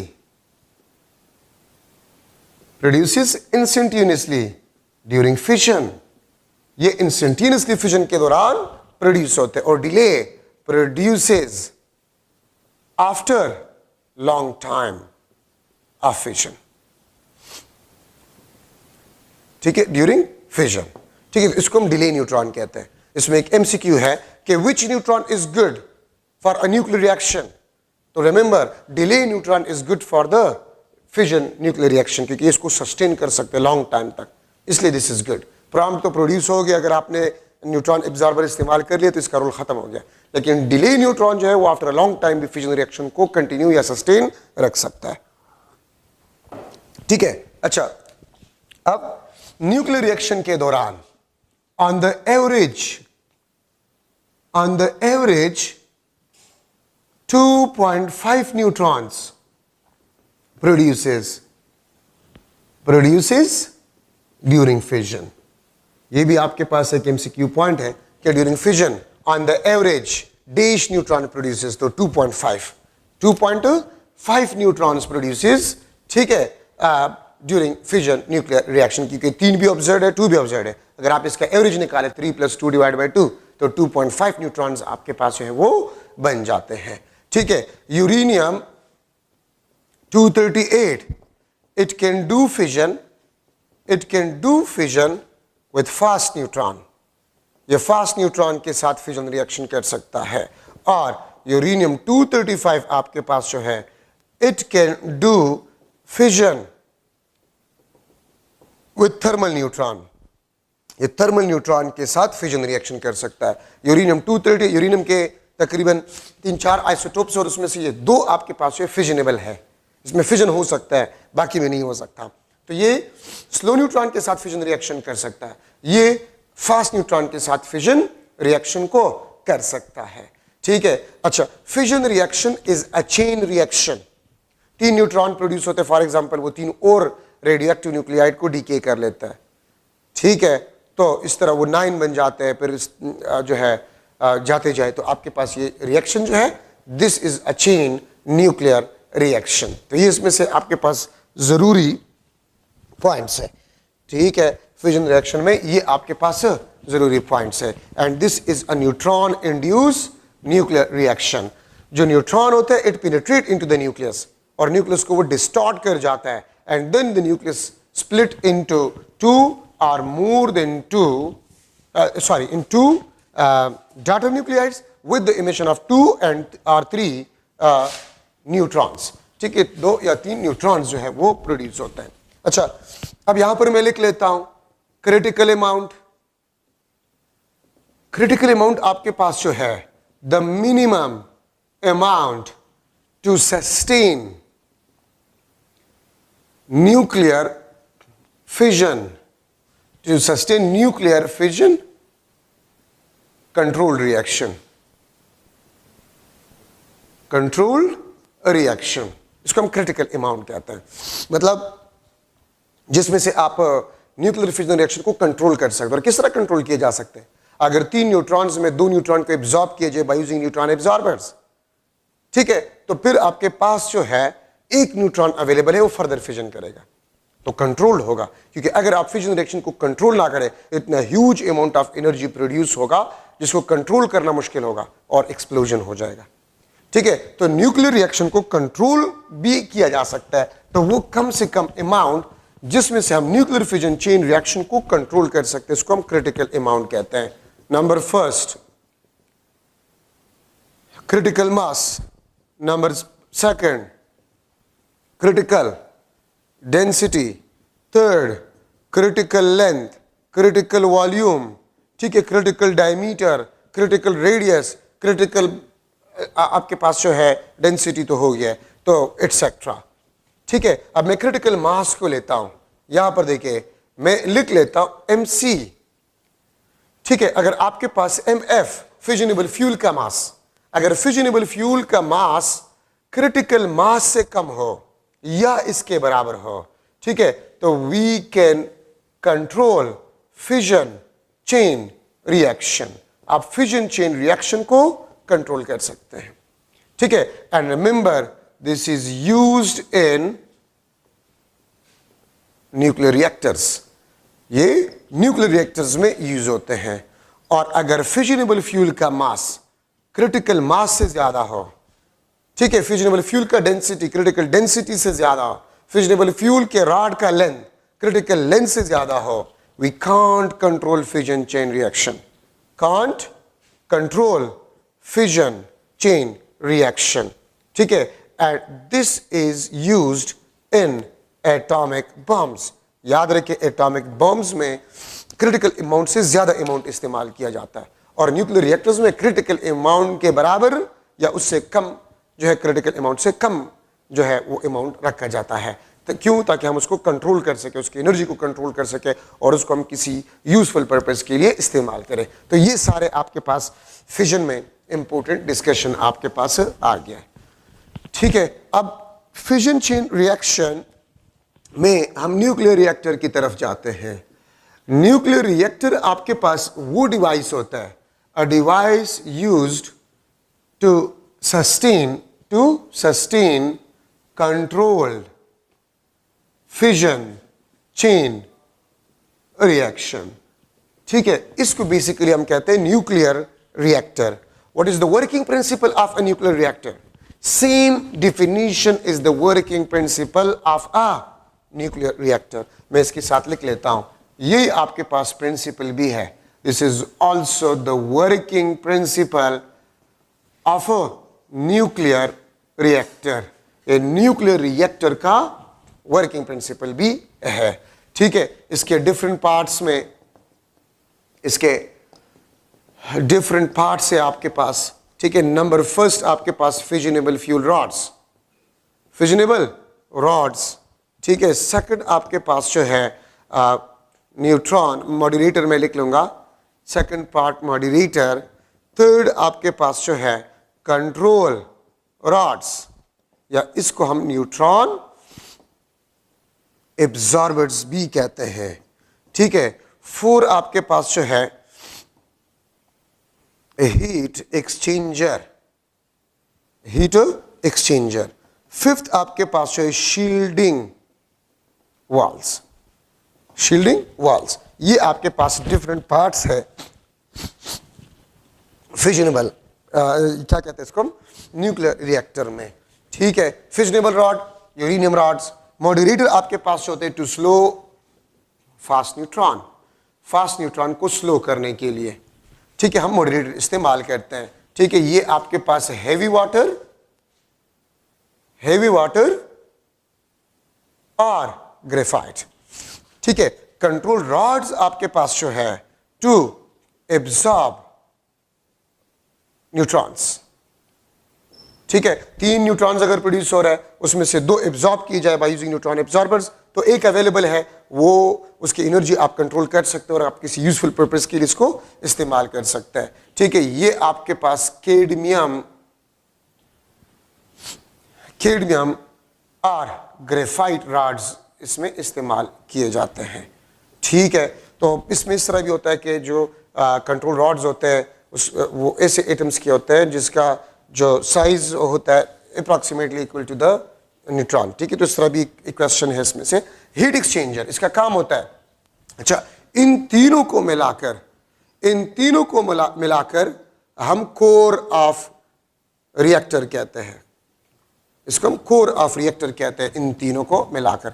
heat exchanger का काम क्या होता है? Core of radioactive material से कोर ऑफ न्यूक्लियर रिएक्टर्स से हीट एनर्जी को एब्जॉर्ब करना,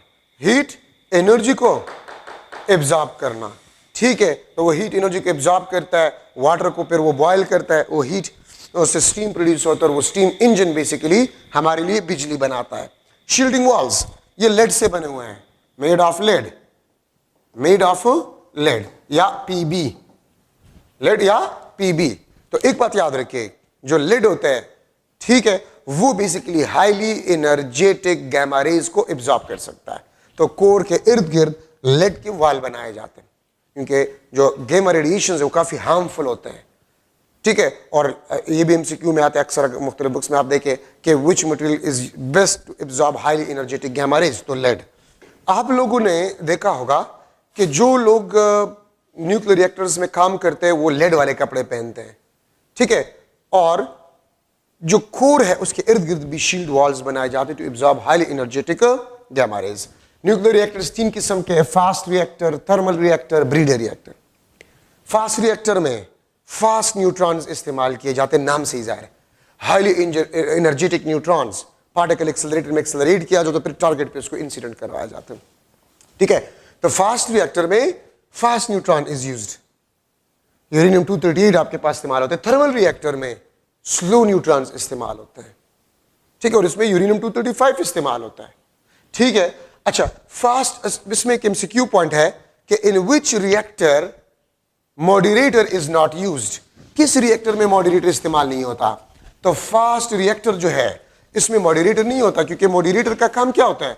to slow down a fast neutron. तो इसमें तो फास्ट न्यूट्रॉन की जरूरत है। ठीक है, तो इसीलिए फास्ट रिएक्टर में नो मॉडरेटर इज यूज्ड। ये अक्सर बुक्स में आता है, प्रीवियस पेपर में भी मौजूद है। ठीक है, मॉडरेटर थर्मल रिएक्टर में आपके पास होता है। ब्रीडर रिएक्टर आपके बुक में नहीं है, लेकिन एहतियातन मैं आपको बता देता हूं। which prepare fissionable fuel for itself। ठीक है, तो which prepare fissionable fuel for itself।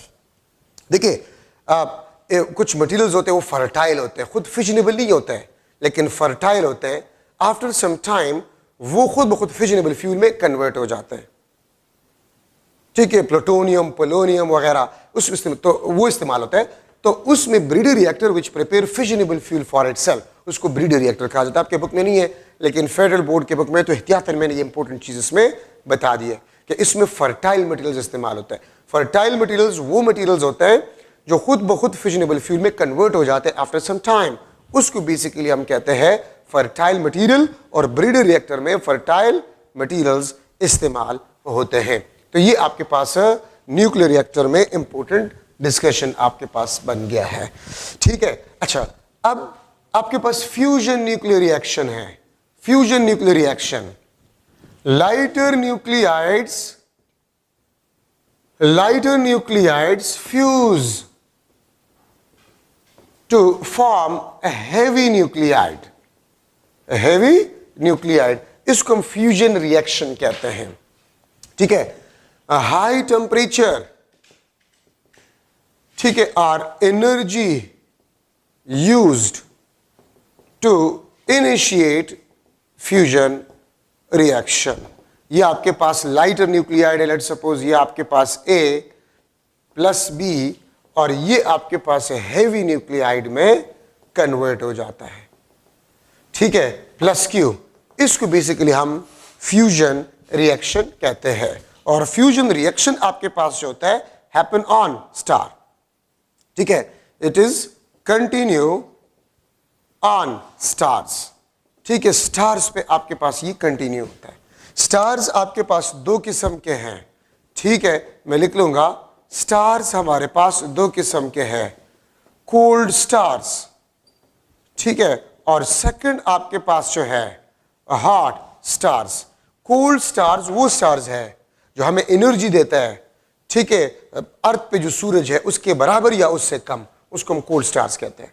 और हॉट स्टार्स आपके पास जो होता है, ऐसे स्टार्स होते हैं कि उसकी एनर्जी जो है वो हमारे सूरज, जो जमीन का सूरज है, उससे करोड़ों टाइम ज्यादा एनर्जी वो आपको दे सकता है। They are hot stars.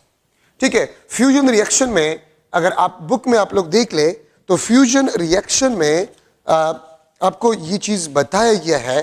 ठीक है, कि दो किस्म के आपके पास साइकिल्स होते हैं, proton proton cycles page number 407 पे, और carbon carbon cycle. Proton proton cycle में प्रोटॉन्स मिलकर हीलियम में कन्वर्ट हो जाते हैं। अगर आप उस रिएक्शन को देखें 407 पेज पे, तो प्रोटॉन्स मिलकर हीलियम में कन्वर्ट हो जाते हैं। इसमें क्या चीजें इंपॉर्टेंट है?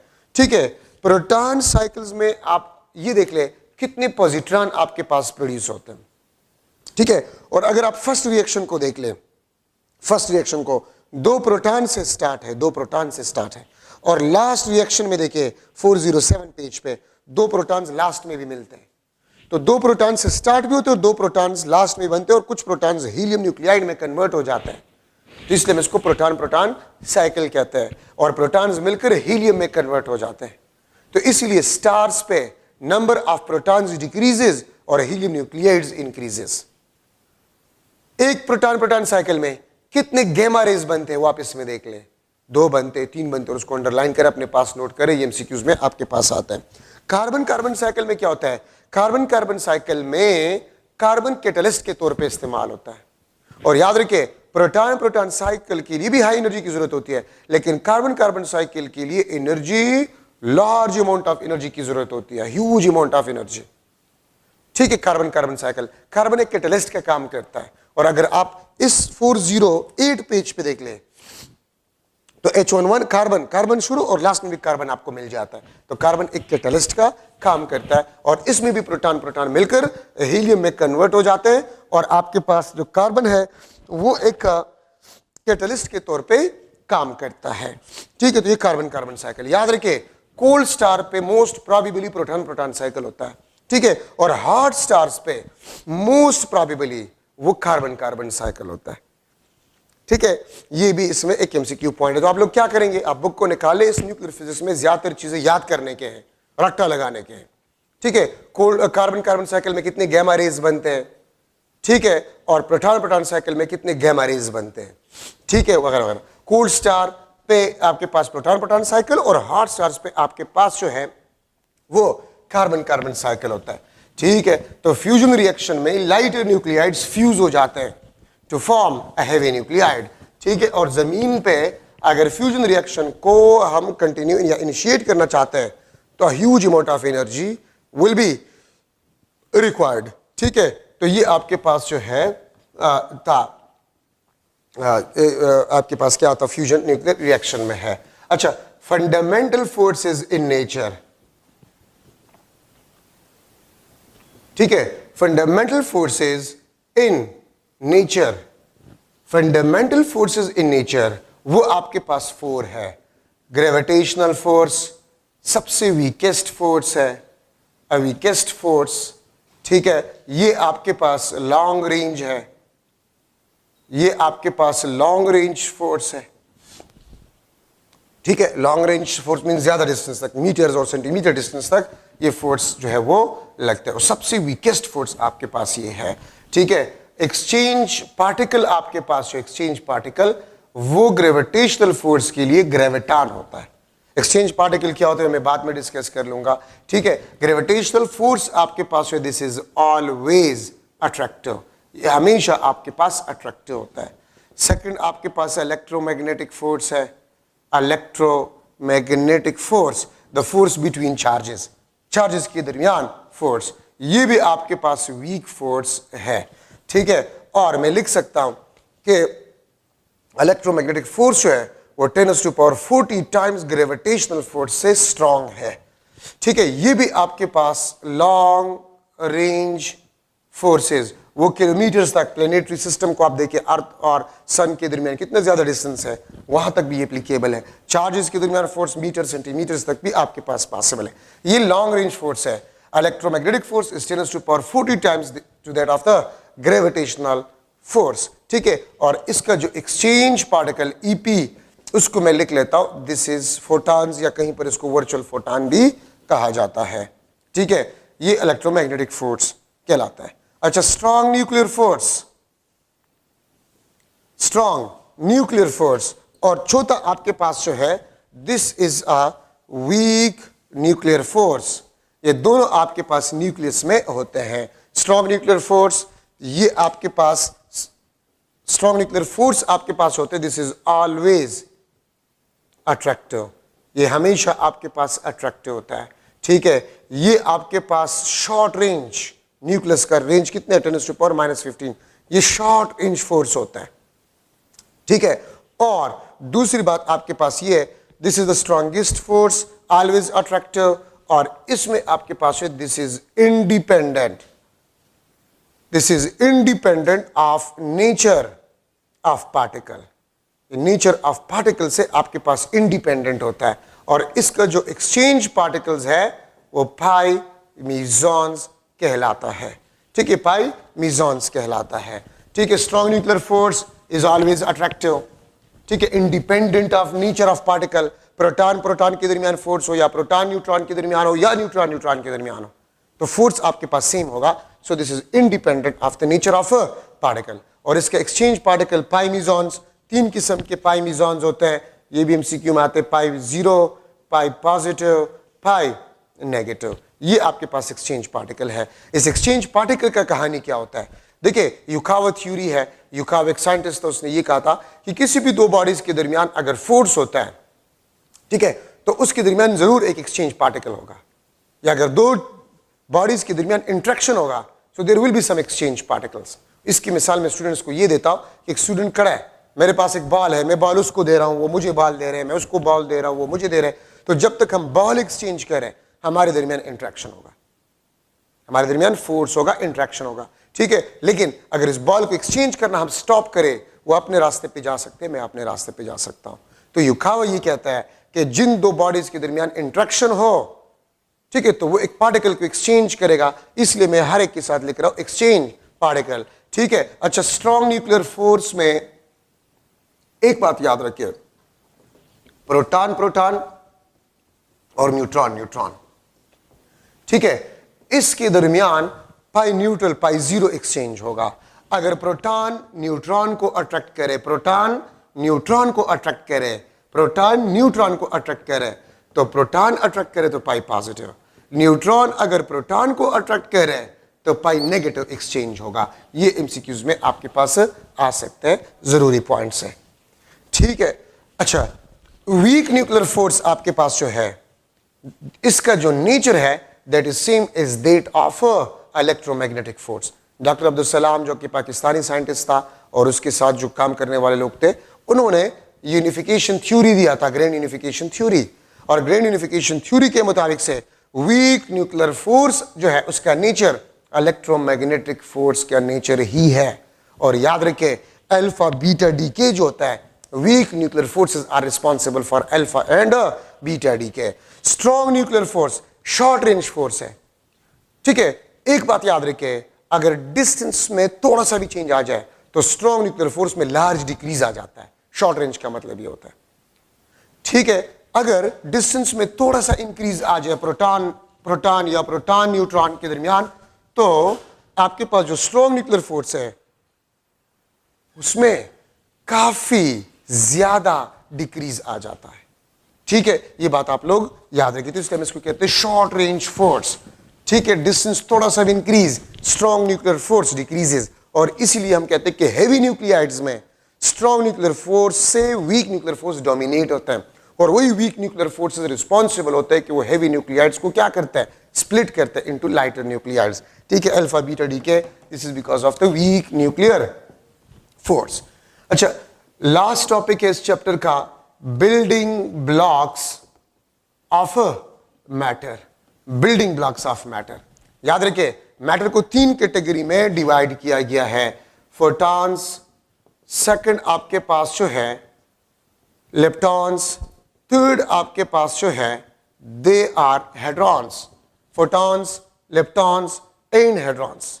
फोटॉन्स लाइट अब जानते हैं, ठीक है। लेप्टॉन्स आपके पास वो पार्टिकल्स है which cannot experience